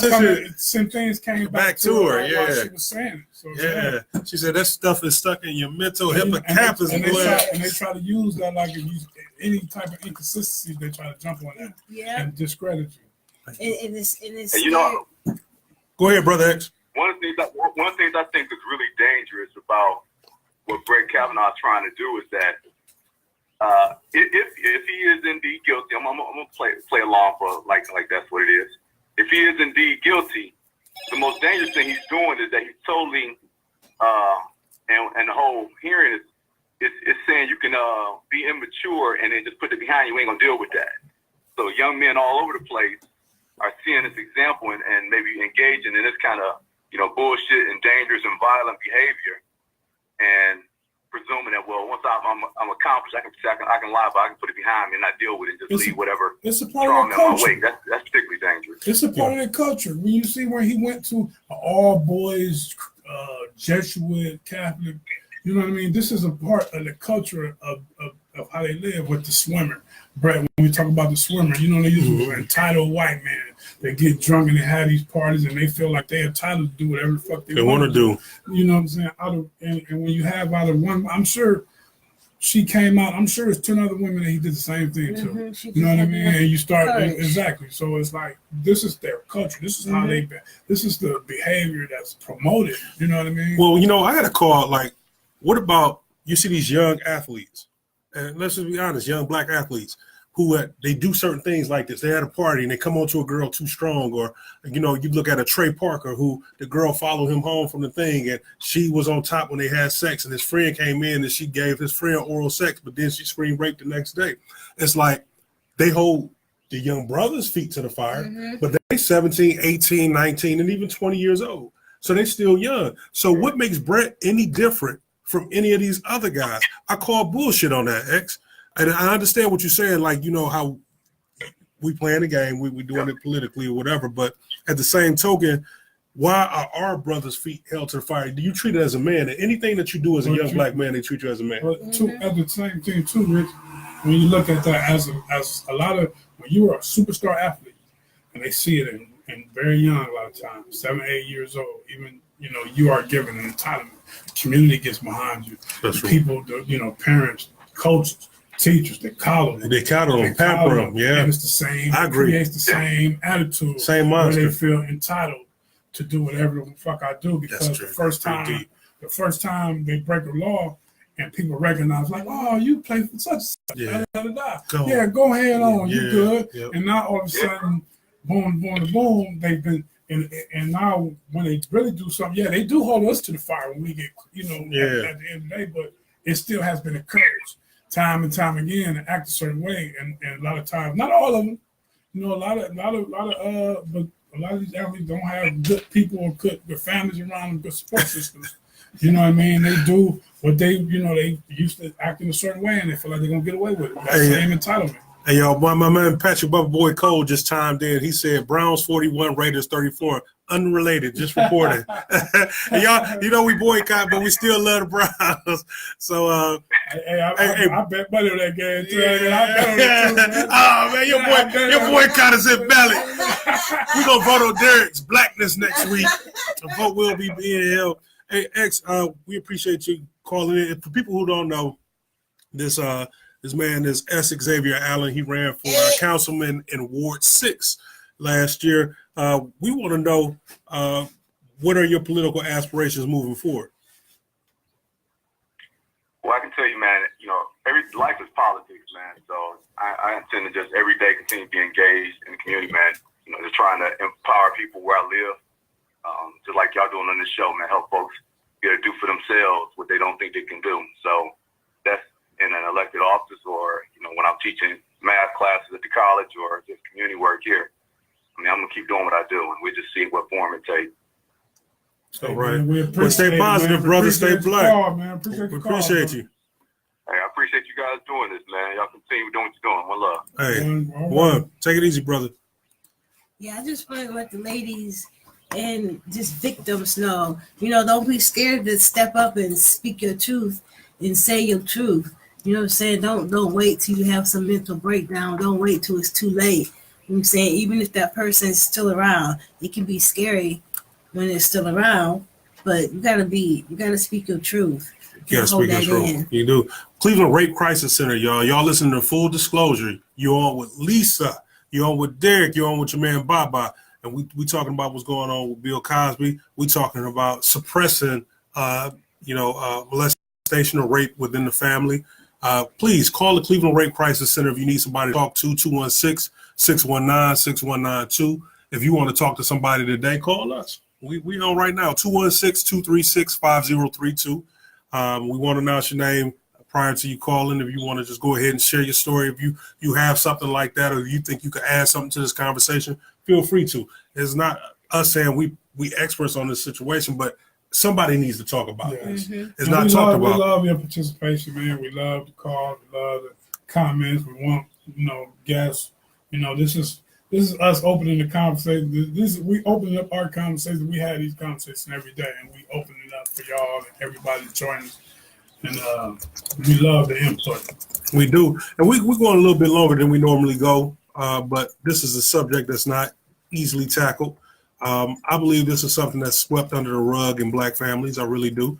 I don't have any experience with white families. I only know my black family, and I know that you have certain things that happen and you weren't supposed to know and all. No, fuck that. I want to know if my son or my daughter's around some fucking molester. I don't want them around somebody that might hurt them, So, hey, y'all, listen to Full Disclosure. Feel free to call in 216-236-5032. We're going to move in. I think we might actually have a special guest. I think my man Daryl Tucker finally arrived. Daryl, you can pull in the chair right here. I don't know if I'm going to throw you. Slide on in. All right. So Daryl, we're going to bring you up to speed. I don't know if you've been listening while you've been driving, but this week's subject, we've been talking about Bill Cosby. We've been talking about molestation, right. assault. I was about to move into the social media post of the week, but maybe we need something light, right? We need something light. Let's lighten it up. Oh, no, because we might not touch on everything. Whatever y'all want to do. Well, no, we keep it going because this is a serious subject. I mean, I think it's something that's not spoken on. It's like taboo in black families. We're talking about we give people to call in number to the Rape Crisis Center. Look, if somebody has touched you, you've been abused, I don't care if it's 50 years ago, you still need to be heard. Don't go to your grave with that on you. You didn't deserve that. I'm a man, and I've been out. I'd have picked a woman up from the club. I'd have been at Vale's, you know what I'm saying? Had my waves drilling back when I had hair, you know what I'm saying? Had on the silky shiny shoe. I was up front dancing on the stage because, your boy could pop and lock. Shout out to the Coca-Cola boys. So, it's been times that I've had women that I just met that I took to the house that I knew I was about to just G. I mean, I'm just being real. Not to be. And we getting down, we doing whatever, and all of a sudden she may say, no, she might have just wanted to be held that night. She might have wanted to do this. Now, am I pissed? Of course. I'm rock hard. I got blue balls. I can't sleep. I'm tired as hell the next day going to work. But I respect that. It ain't a woman alive that can say that I ever took something from them, because that's just not how I was raised. My mama, and I'm pretty sure some of the men that have done these things, their mama didn't raise them that way either. So we ain't trying to blame nobody. But the thing is, like Derek said, yeah, it might be, she might have came back. It might be 3 o'clock in the morning, 3:30 in the morning. She know what time it is. You know what time it is. But the minute she say no, guess what? No mean no. No don't mean maybe. No don't mean try a little bit harder. No mean fold your arms and say fuck this bitch and go to sleep. That's a no mean. I'm joking, but you know what I mean. What's your whole take, man, on the whole anything, this whole Bill Cosby situation, anything? What's your take on it? Well, I think a lot of people are saying free Bill Cosby right now simply for the fact that you got two white men out there, and Donald Trump, the president, and the Harvey Weinstein, I think his name is, who was accused of rape, and nothing has been done toward them to prosecute them, and people are upset and fired up at Bill Cosby going down, all because he's black, and so I don't know, but first and foremost, sympathy goes out to all the victims of rape. So, yeah, like I don't know the whole details of the situation or anything like that. I just know in my past how things happen with women and like under the influence, like you said, leaving the club drunk or whatever. I don't know if they were all kicking it and they all were popping pills and, you know what I'm saying, they just had sex and they woke up like, oh man, I'm naked, or I don't know. But I just think if you're going to prosecute one man, I think we should prosecute the president of the United States, Donald Trump, and Harvey Weinstein at the same time. I think he just pretty much echoed everything we were talking about. Everything we just talked about. Yeah. So it's wild. I think the one thing, man, when you brought up the deposition, when they did ask Bill Cosby, did he buy Quaaludes for the purpose of giving them to women, and he said yes. Now and then he clarified and said he did it for a woman, but we know that he had Quaaludes for this purpose. You know what I mean? I know how fellas, you know about the trick sack. You know what I mean? You know about the trick sack. Talk to me. What's the trick sack? You may not smoke, but you keep that trick sack. Okay? You got somebody who do smoke. See, I ain't no smoker. You gotta hit me out of this. You ain't got no. You may not do no pilot, but you keep a trick sack about it in case you run into some ladies that like the trick sack. Yeah, you call that the trick sack. Ooh, see, I'm out the game, man. Look, I need to know these things. But you have it with you don't have it with the intentions to give it to somebody that's unaware. You have it to have it in the party. If everybody kicking it just what they want, you boys whatever you want. Hey, we can hear this. We kicking it. You know what I mean? Like Cat Williams said, I don't drink Alizé, but I got that shit for the exactly. That's how you do it. The thing is, man, the thing that burned me up the most is how people rush to Bill Cosby's defense. Like, if we like Bill Cosby, rush to his defense. If we don't like Trump, or if you like Trump, you rush to his defense. If we don't like Trump, we believe the women. If we don't like Bill, we believe the women. Instead of taking each case on his own merit and waiting and giving the ladies, the victims, I don't want to keep saying women because it could be men too, it could be boys, the benefit of the doubt, and creating a culture and environment where people feel comfortable speaking about these things and not killing them, you know what I mean, like in the media and turning them into this, they this and they that, or shaming them because she went over a man's house. It's Bill fucking Cosby, you know what I mean? You're not gonna go to Bill Cosby. Yeah. Exactly. Come on, man. I'm going to Bill Cosby. Yeah. Hey, man, I was chilling at Bill Cosby. I woke up, my ass was sore, but I think I had a good time. Hey. If you go to Bill Cosby's house, you ain't thinking about Bill Cosby about the rape. You ain't thinking about you Bill thinking Cosby. this Cliff Oswald is like You about to everybody get else. some advice, eat some Jello pudding. You You know. know what I'm saying? Watch a little Fat Albert. You know what I'm saying? Shit, call Lisa Bonet over. Yeah. Hello. So So, I mean, you were very on point, not having been sitting down this whole time. Yeah. I mean, that's the main sentiment we've been echoing, and the fact that we feel like, or what we see is the victims are being dismissed a lot. Right. And we asked the question, why is it these altar boys come in and saying 35 years later that this priest molested me and they're believed, but a woman can say the exact same thing and she's not. Right. What do you think contributes to that? That's probably putting you on the spot a little bit, but I want to see how you do under pressure. Well, under pressure, I'm gonna tell you one thing. I mean, it's a man's world, point blank. Period. White man's world. Yes, well, yeah, there it is. I mean, shoot. I mean, especially like when you got a situation like a celebrity at that who has power and money, like, and majority of women, like I seen women around celebrities and they're willing to like throw their panties at them. They're like, oh man, he didn't rape them, like, or come on, he didn't. Why would rape he have her. to do Yeah, that? why would he He have got to all rape this her money. or situations like that? But the boys, they're like, oh, that's kind of touchy subject, homophobia and stuff like that. People don't want to talk about it, but yeah, so yeah. It is, I think you said it's definitely a white man's world, It and is. like I was watching Talib Kweli. They was talking to him, and he was talking about he had made a statement. He was like, "Yeah, I have male privilege, Male privilege, yeah, but I don't have white male privilege." You know what I mean? So even as a black man, you still have male privilege. And when somebody like Bill Cosby, who's been, when we go back to OJ, who's been, you know what I'm saying? Now, Bill Cosby wasn't OJ was all the way. Bill Cosby still contributed to Black Cosby. Oh, man. Cosby still. Come on. You know what I mean? He's down for the cause, let's be honest, yeah. But we still embrace OJ Simpson as if he didn't turn his back on us, you know what I mean? We embrace Tiger Woods. OJ Simpson had been completely accepted in the white supremacy. That's right. And to white male privilege. He was as close as you could get. You know what I'm saying? He was as close as you could get to becoming a white man. You know what I mean?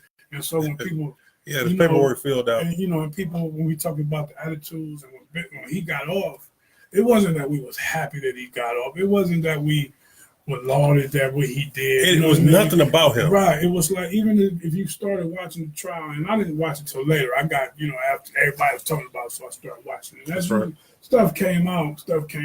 You find yourself rooting for OJ to get off. Yeah, you did. I'm sorry. You just did. It was weird. And even though all the evidence was looking like, when I couldn't get the image of that man riding down the street in that Bronco. Like, I could never get that out of my head. But when he was exonerated, it was like, finally. You know what I mean? All the times that we've been persecuted and put in jail. The KKK used to the cops used to open the doors for the KKK so they can drag us out the cell.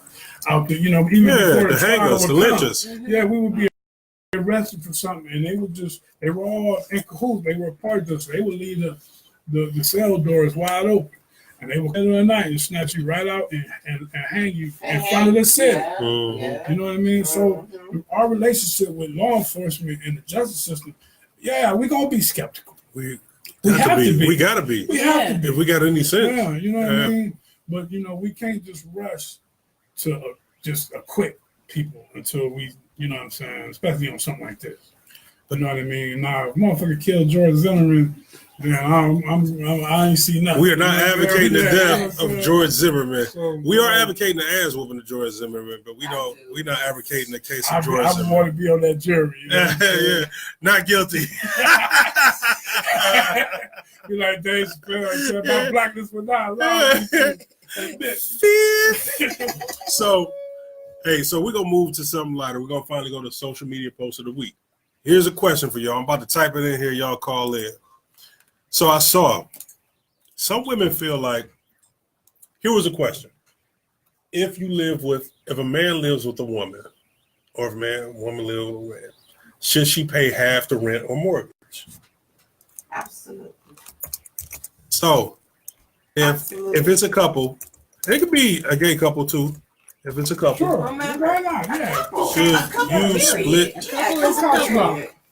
Should you split the bills 50-50?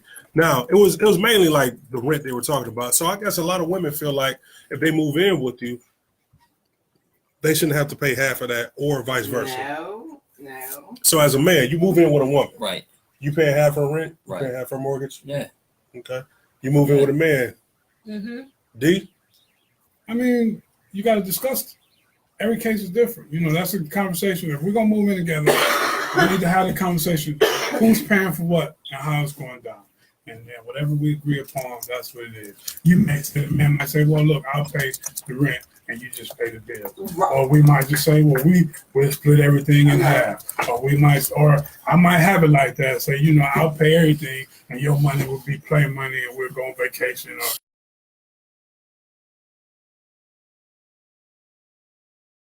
thing, and then your money would be for daycare or whatever. I think. You know how many women you made wet with that first statement? They're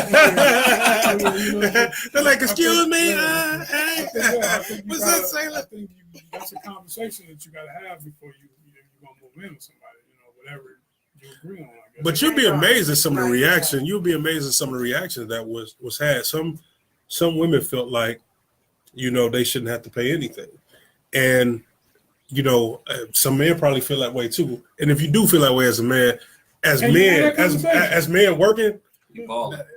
it's like, man, you tripping. No, I'm talking about some men may feel like they shouldn't have to pay none of her bills. Oh no. You see that reaction, right? Fellas, hold it down, man. You don't want no woman say, "You driving my shit, you laying up here." No woman ever held that on my head. Say that. Get your own. Get your own. Say to get out. Yeah. You gotta go. Yeah, get your own. I'm gonna tell you this. That's how you get a lot of these men killing women, because they over there living off women, Yeah. and then a woman put them out, and they feel like they ain't got no place to go. Mm-hmm.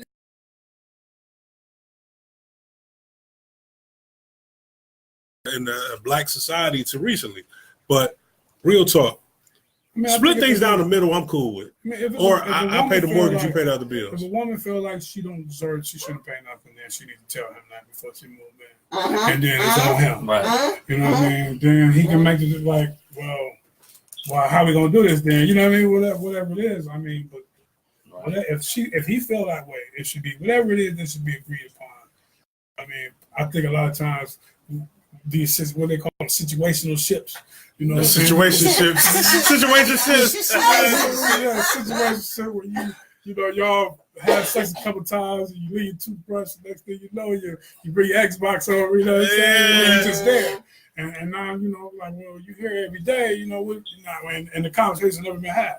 And it's like, now you living together, and it's now we like, well, how am I paying this? Or what's this? What's that? And then it's too late. Like, no, well, I don't think I should pay nothing. Right. Well, you're here now. It's never been established. Okay, I ain't had. I've had sex maybe a few times, and I can say this: ain't been no sex that good that you ain't gonna pay no goddamn bills. Man. You paying some bill. Matter of fact, I should charge you once the sex is over. I was better. You suck. What was that fat bastard saying? I was good. You suck. So, well, the Browns won. Patrick Bobo, yeah, he said, yeah, the Browns won. Wow, they doubled their win total for what? Right. Shoot, wait. 2 years. 2 years, Browns yeah. Ohio State winning national championship. I'm letting y'all know that right now. God, dog, it's getting harder and harder to boycott the NFL now. Well, hey, Colin got a job now. Do that mean no? So I think we answered that. I don't know, is that a young people thing, or do you think older people think of that? I think that if you are anybody's house, if I move into your house and this is yours, and you taking care of the house, I feel a need that I'm going to take care of something. Right. So, Even if you living with your uncle or your brother, and you just a room, you know what I'm saying? Hey man, can I crash on your couch for a couple of days? I'm at least gonna buy my food. I'm gonna buy my refrigerator, food. you know what I mean? You gonna come home to some cooked meals. You know what I'm saying? I'm gonna shampoo the carpet, and you gonna come home. You gonna like when I leave, you gonna be mad to see me go. You want to stay? You know, Yeah. you ever have somebody live with you, and you be like, damn, I can't wait till they go. Like, oh my god. I had this situation where I came home one day and the food was full of the refrigerator was full of food. I was like, God damn it, they staying another month. I was pissed. I was mad as fuck. I was like, you ain't found no place yet? God damn. Get off Section 8. Stop it. What's the problem? You need help? So, but it's good having a younger person say that, you know, Tell them a little bit about yourself. How old are you? 30 years old. 30 years old. Right. Are you married? No. You single? In a relationship, my baby mom. Okay, so he's in a relationship. Long one. But All right. he sound forced to say that. I think she might be back there with a gun. I'm looking over there like, oh, hey, how you doing, mom? She's like, click, click. Huh? She's exactly You single? right. Oh, okay, yeah. You single. Just make your Motherfucker know shot. that. She know how to act out when she needs to, though. That's all right. Long one. I'm about to start singing the old Negro spiritual with that. So I don't think that's an argument amongst this group. No. But I guess maybe if there's a segment of society that this is an argument with, why would that ever be an argument? Especially if you're a man living with a woman, why wouldn't you even think to pay her bills? I mean, your dick may be good, but a woman can always go have sex. Well, see, Always. You know Always. what happens is, man. You know, a lot of these guys are growing up, you know, in single parent homes, and you know, a lot of not all, because most brothers you have the same attitude we have, but there's some, and I know cases I've seen it with my own 2 eyes where they get coddled and they get treated a certain way. You know, I had a coworker. And she was talking about her son wanting to go to college in Florida, and she was like, "Ain't no way I'm letting my baby go to college in Florida." I'm thinking, if you want to go to Florida, why don't you? You know what I mean? They college them and they treat it a certain way. And then, you know, like I always told my son, you know, you need to know how to cook. You need to know how to take care of yourself, because so you don't be dependent, you know what I mean, on another woman to take care of you, because you got to go from having mama cooking dinner to you, having mama doing this and mama doing that, and they just basically go to another mama. Right. Real. That's true. Hey, I'm 30. That's my generation. Grown kids, man. Oh, man. Grown kids, man. Okay. Well, maybe I did something wrong, because I was talking about my oldest daughter. She's 26. And I told her, I was like, can you cook? She's like, no. If I meet a man, he better know how to cook. She's like, I grew up with a man that knew how to cook. My daddy combed my hair, he braided my hair, and he knew how to cook. So now she's looking for a man who know how to cook. I'm like, you're going to be single for a long time. Man, listen. You did that. I want grandkids. You hear me, Bambino? I want grandkids. You better start learning how to cook. Everybody ain't like me. So I mean, in this panel, I could say that we really feel like if you living with somebody, you got to contribute. Mm-hmm.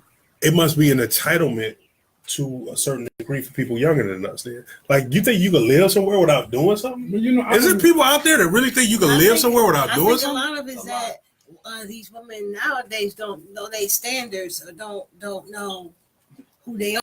You know what I'm saying? And their parents, their mother was single, so that's all they know. So that's all You they know what know. I'm saying? So they don't know I get you. their worth. They don't know that they, you know what I'm saying, you're worth more than just having a nigga lay up on your couch playing Nintendo. Say that. Argue with your son. Argue with your son about touching his game. Hey, y'all listen to Full Disclosure. You on with Big D Will, Lisa Burnett, your man Baba Dick Green, our special guest, Daryl Tucker. Y'all, we're going to move it from, oh, wait, we just got a comment, but we're going to move it from here to just the podcast, and then we just going to have our real conversation. That's the After Dark stuff. So I'm going to read this by Sean Xavier Allen. It may be a benefit to people looking beyond money as the valuable resource we bring to the table. Our economy and education system has many men in bad situations. That's not counting how they weren't raised. For example, a person without a diploma or dollars may run a house very well. Homemaking is a job, and that is underappreciated. Ooh, okay. He hit me with that. Okay, ladies.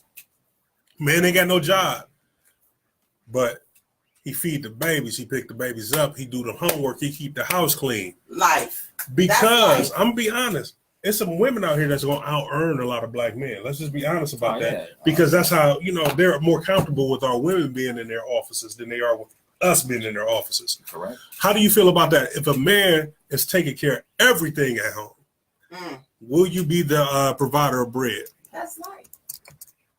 You can't trust everybody. So how do you feel about that, D? I mean, again, I think it goes to each and every situation. You know what I mean? Me personally, if she got to go like that, I'll be a good housewife. You know what I'm saying? I'll take care of. I'll keep the house going. You know what I mean? I'll keep the garage clean. You know what I'm saying? Dishes wise, food on the table, kids taken care of. You know, I'm not going as a man. I'm not gonna. And a lot of times that's what it is. You know, as men, we used to be in a certain situation, and you gonna have cats cracking on you. Oh yeah, you got your, you know. And I crack on you sometimes, Rich, when you had your role, your wife thing going, you know, and you in there cooking dinner. And But no. Damn, he gonna sell me out there. And so, you know, Damn, he gonna do but, it like that. Yeah, you know, you should be having but- your apron on. But as a man, you ain't lesson because you cooking and you clean and you taking care of the house. That don't make you less of a man. That's just the cultural, you know, standard. It's a toxic masculinity. Yeah. You know what I mean? So I wouldn't have no problem with it. If she don't have no problem with it, it ain't like I can't get a job. It ain't like I don't want to work. Yeah. If it's better for us in this situation, for me to be at home and her to be out there doing what she's doing, I can accept it. I personally can accept that role. No, real talk. I work with someone, I contract with someone that his brother was married before he got a divorce. He met a doctor. She said, look, my last husband worked too much. I don't want you to work. Take care of everything at home. I got the money. I just want you to be there when I get there. He said, hells yes. And he does it. I mean, for real, he does it. He takes care of everything. Could you do that? Yes. Man, what about that end though?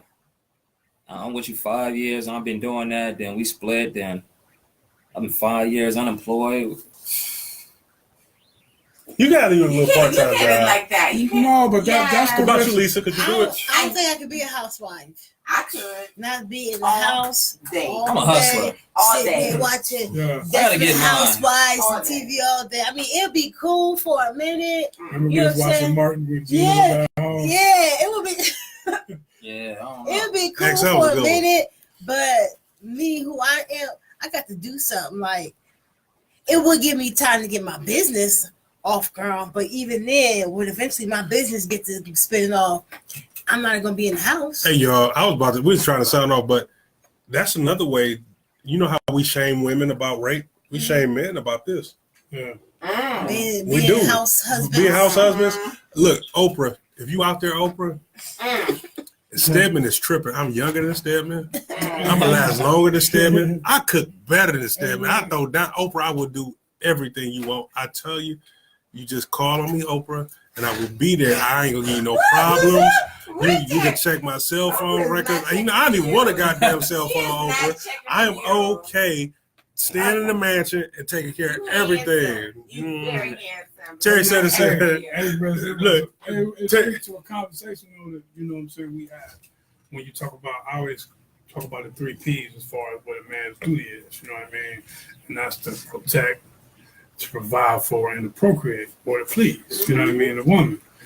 But I think a lot of the thing when we're talking about provide, I think the cultural attitude, and this is just my opinion, that providing don't always necessarily mean money, financially provide. You know what I mean? You might give something to her. And you have to go back to, you know, the original, how we, you know, you go back to take everything away. You know, we compartmentalize. Our biggest strength is we're able to put our emotions to the side and make decisions where a lot of times women can be emotional. So it might not be but to provide leadership.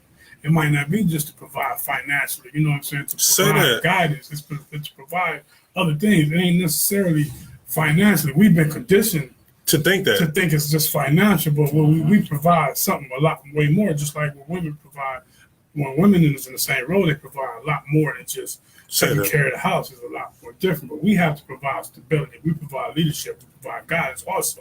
And it's not just money wise. And as a man taking care of the household, I can see how That's real that talk. will give you the freedom to be able to do those type of things. You know what I mean? So it's not just about the money. Don't make you a man, but that's what we've been conditioned. That's our whole society, life. though. But they flipped it on us, Yeah. and they emasculated us by taking us. We can't just work one job and take care of a household. So then that had that woman looking at you crazy. But she could have one job and take care of a household because that's how they flipped it on us. But you need to do your thing. Hear my man Terry Sanders. What did he say? He said, "Rich, this was me." Hold on. What did he say? He said, "Rich, this was me for years because I was on disability. I raised or kept my daughter every day. When we adopted our 2 boys, I was always available. My wife was the primary breadwinner. Our oldest daughter prospered as a result of my availability. My household benefited tremendously." And that's real because a man could be just as loving and nurturing as a mom. But society got you flipped. They want y'all to attack us. So they give y'all the higher paying jobs while they fuck us and keep us at the menial or labor type task. So we got to watch out for that too in our households. Maybe the paradigm has shifted to a degree, and then we need to go ahead and start building our own business to reshift that. But y'all don't let them fool you. Just because your man ain't Blake Carrington or he ain't balling out, don't mean he ain't no man. If that man holding you down and he'll do anything for you, you better love that man. That's right. Jackie Austin said something. She said, men are the sole provider and protectors of the home. The man teaches the woman that teaches the child. So that's deep. So that is the traditional role. About the provide. The provide. That's the protector. It's more You know, than financial. a woman got to feel safe when she's in your arms. Yeah. You know, if a woman don't feel safe, here's the one thing you can't do. You can't make a woman feel agitated. If a woman ain't sure what's going on, the food ain't cooked, the house ain't clean, the loving ain't there, the nurturing ain't there. So a woman got to feel secure. I mean, that's our job. That's just, Right. you know, this go beyond social design. This now I'm looking at a woman. I'm looking as a man to a woman. I got to make you feel secure. A woman got to feel a certain way before she lets you in her temple, for one. But if I give my whole soul to you, if I give everything about me to you, I got to feel like you there for me. So, I mean, what's been your experience, though? Man, listen. My experience right here.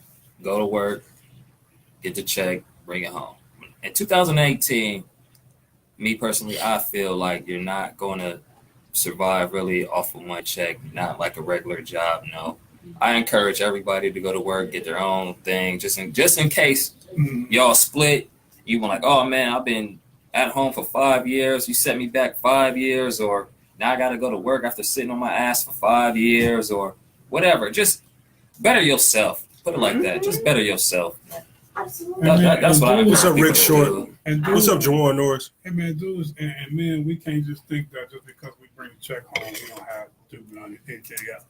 Like, you know, a lot of cats just bring a check on here, and then that's it. I ain't gotta. Don't do nothing. I ain't gotta do nothing. I ain't gotta do nothing. Now that whole thing, like, now, That's dead. now if she's at home, if she's a housewife and you bring home the money, I understand. Even still, it ain't like you don't do nothing. You can't be that way. Like, No. I understand. Yeah. I understand if she's not working. You know what I mean? There are certain things I'm not gonna do. Put it like that. You know what I mean? I worked with a guy one time, and this dude, he was single. I mean, he was married, and his wife had no kids. This dude used to work. They lived in a trailer home. This dude used to work 14, 15 hours a day. You know what I mean? Wow. And so, one day he was getting up early. I was like, oh man, I'm glad to see you getting up early. You can finally go home and get some rest. He was like, oh no, I gotta go home. I gotta wash dishes and I gotta walk the dog. And I'm sitting there like, huh? Ain't your wife sitting at home in a trailer park and with no job, and you gotta go home and wash dishes? I'll be damned. I'll be damned if I wash one dish. You know what I mean? But at the same time, you can't just say because I'm doing this, I don't contribute nothing. Right. Sometimes she need a break. Sometimes you got to do some things to You help never out. know what You know what I mean? never No. know what people are going through. Well, conversely, what we hear a lot, as a man, can you accept if your woman make more money than you? Oh, I can accept that. Now, as a all day. black man, I mean, that's a real shit. That's shit that happen every day. Baby, if you make 150, 200,000, thank you. Oh yeah. Now we got 200,000 and $50. Hold on, Jack. Yeah, girl. I've been hustling all day. Now you want some of this, dick, girl? So, Jackie Austin said, women still in 2018 expected to bring in money if needed in the home, but if the man makes $60,000 a year and the woman makes $40,000, the household income is considered to be $60,000. The man is the sole provider, not the only provider. The times aren't exactly the same, but the morals should not change. They devalued our black man. It's up to us to reappraise him and to restore him as the value and need in the black man in the family. You know what? That's a woman that a lot of black men should go over their head. Like she willing to be a wife. Yeah. But some idiot get a good girl like that and mess it up. That sounds like a woman who I'm ready to play my role as a woman and allow you to be a man, but a man wouldn't know what some of these Some of these boys acting like men wouldn't know what to do with that. To me, what I got out of that is I'll play my role, whatever we need to do. My money, your money, our money is our money. But don't expect me to carry you. But at the same token, if you fall, I got you. Mm-hmm. That's real talk right there, because we all fall. I mean, I've been fired before. The shit happens. You know, you got to work together, man. You got to work together. Like every situation is going to be what it be. Whatever she's feeling, whatever you feeling. You know, that couple has to work out, but they have to be on the same page and have to work together. Right. Whatever the situation is, you know, whatever we gotta be both on the same page. Whether it's she pay this and I pay this, or you don't pay this, whatever. I think as long as you're on the same page and you communicate what it is you're willing to do, what it is we should do, come up with a plan. You know, I think too many times we just let these things happen. They just happen. They just happen, and then we just say that. You know what I mean? And she feeling a certain type of way because she don't want to ask you for no money, but when you've been here for 2 months and you eating all the baby, you turn on my lights. You know what I'm saying? Yeah, I gotta eat all the hot dogs and shit. You I can't pay no lunches. You know, when you go to work, the lights be off all day. Now they going for the Nintendo and the lights on, the voice and shit. It's like, damn, the light bill's a whole $200 more. You know what I'm saying? You be feeling something like, but you need a bill on the table so they can see it. You know what I mean? Like, you don't want to ask for it. It's a shut off notice. So you're like, maybe this a motivator. You know what I'm saying? But sometimes is the D that good, girl? Sometimes that you just like, ooh, I work a little extra. I do a little overtime. Sometimes it do. Sometimes for some females it's do. Not the D, it's the love. Jackie just said, I knew a female that we Jackie said eating all the fruit snacks, drinking all the baby juices. All little juicy. That D good. That D good. This fool, she was supporting this guy, and he was in jail, and he was in jail for life. But she had the hopes that he was going to get out on probation, but what he did, he wasn't getting out. But this woman was working 2 jobs and was sending him her whole paycheck, and he was on through jail telling her what to do and why you doing this, and calling her all kinds of bitches and everybody's mama and everybody's daddy but her own mama and daddy, and she was really breaking her neck to support this man for what he had did while he was in jail, and he did what he did. Well, it sounds like she needs my counseling, and I know I've been giving you the call-in number, but I'm gonna give you my direct number. Y'all call in, let your voice be heard. 216-236-5032. We want to hear what y'all got to say. Now, let's just flip this a little bit. Is the D or the P that good that somebody can live with you for free and not pay anything or do anything? Derek, I'm gonna go for you first. I mean, that's not even a concept, man. You know what I mean? I mean, I'm sorry, you know, I don't want to say sex is we're gonna go to 2 hours. I don't want to say sex is underrated. In a sense, it is. You know what I mean? Because sex ain't gonna cause me to do anything. You know what I mean? I don't care how. I don't care if she got sunshine coming out of the pussy.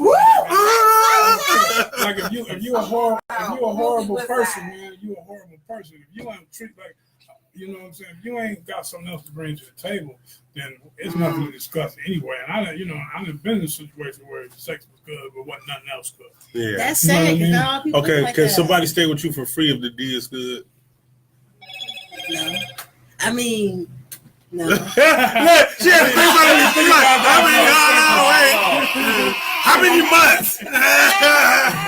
If he busted it down like that, yeah, maybe. I mean, no. You gotta get a job by January. You the told on yourself. Yeah. You gonna be making excuses and shit. Wait. Patrick Bubble goes. So good. Y'all don't see. I do wrong things too. Y'all only see my side. Sometimes, girl. No. Patrick Bubble, I'm coming to you in a minute, D. Hold on. He said, while we were aspiring to be like the pimp, that's one of the things that separated us from our black women. And that's true. But that was blaxploitation. That was us letting people tell us who we were. If you want to get into that, we have to go a lot deeper. You know, we have to go back to slavery. Okay, well, we're going to have to go to that. We have to go to really get into the separation. They're going to talk about that mate. Black man and the black man. You know, now you really get, because see, really, that's the elephant in the room when we start getting when we talk about even with this whole cop, everything. Well, You know what I mean? That's the elephant in the room. hey man, it's full disclosure, Yeah, bro. this is the elephant in the room. Man, you know what I mean? we kills it. We have been swallowed up by the dominant society, and we have taken upon all the traits of the dominant society, and we have all these toxic masculinity traits, everything that we passed. We took from them. We took from them. That Period, all point blank. misogyny. Misogyny is a The concept whole that they gave attitude, us. yeah, because in Africa, the woman was woman's a placed on king. pedestal. She sat We right came next from to the man. matriarchal societies. Exactly. You know what I mean? The women was at the birth of civilization. You know what I'm saying? Women stood equally above the man, actually above the man. because the man knew where life come from. He knew who his God was. Say that. You know what I mean? So we've taken on their concepts of women. Say You know that. what I mean? You know, we talk about white male privilege. You know what I'm saying? And honestly, you know, the white woman can make a case when you're talking about oppressed people. You know, she right there behind. You know, Man, we right see there. how they treat their women now. Did you see this week Exactly. with Kavanaugh? I'm like, damn, they treat their white women like this. What we as black men got to do? But hold on, you asked your question. The D might be good enough to be stupid for a minute. Is the P good enough to be dumb for a minute? No. You had no P down. That was that good. No, it's not. No. Just, look, he just sounded like you don't pay the bills. No, you ain't gonna be down for a few weeks though. man. Hey, after about 2 months, this is the same old regular crap. You know, Anyway. listen, you want I'm about to go kick this half out the bed. Hold on, Jackie Elson said, "Nah, they didn't break the mold when they made that dick, and that the same quality dick could be attached to a good ass man that can be that can mentally stimulate you as well as physically." And I agree with that. Brother X said something. Sean said that goes back to mental health. When people are hurting, they will tolerate whatever to chase the escape from that pain, and that's so true. Hurt people hurt people. Y'all got to remember that. Hey, y'all listen to Full Disclosure. You on with your man, Big Dick Green. I got my man, D. Will in the house. We got the lady in the house, Lisa Burnett. Our special guest, Daryl Tucker, came in to join us. Hey, y'all, I'm telling you, as young people go, I'm very impressed with this young man. He made sure that he put his life together. I mean, hopefully you don't mind me telling you this. You know, he's a civil service worker. He's a postal worker. He do his thing. He got a little baby. He loves his baby. What's your baby name? Shout out your baby. Noel Zoe Tucker, 3 years old. Hey. Just turned 3, September 27th. Hey, say that. Happy birthday, Noel. Hey. It's good to see black men stand up, be fathers. Right. I saw this young man. I saw that he actually had more on the ball than a lot of brothers I know, than a lot of men I know. I don't mean to just kind of designate brothers, you know what I'm saying? So I offered him to come down. He came down. I like that. A lot of people be scared. They be wanting to get on the show. You came they on. talk a lot of talk. You got something you want to talk about? We got 3 minutes, bro. I'm handing this over to you before D take us home. It's the floor. Man, I don't think I want to say as black people we should be proud to be black. I mean, don't feel bad about being black. I know it's a lot going on right now. We just listen. We made it through slavery, all right, man. I'm pretty sure we can make it through this Trump regime and whatever else he got going on. You're right. Yeah, so I told somebody about a couple of days ago my mail route. She was like, "Oh, I've been reading them loans, but I got God." I said, "Listen, loans, I got God, the liquor store, and music. I can make it through pretty much goddamn anything, all right?" So we don't need much. And to the young fellas out there, I just want to say, I know certain situations, like if you got a felony or something, it might hold you back or something, but I just want to come and encourage y'all and lift y'all up and try to tell y'all to stay positive, keep going forward, and just start out small. Like, shit, man, I had a cousin, man, he had a job.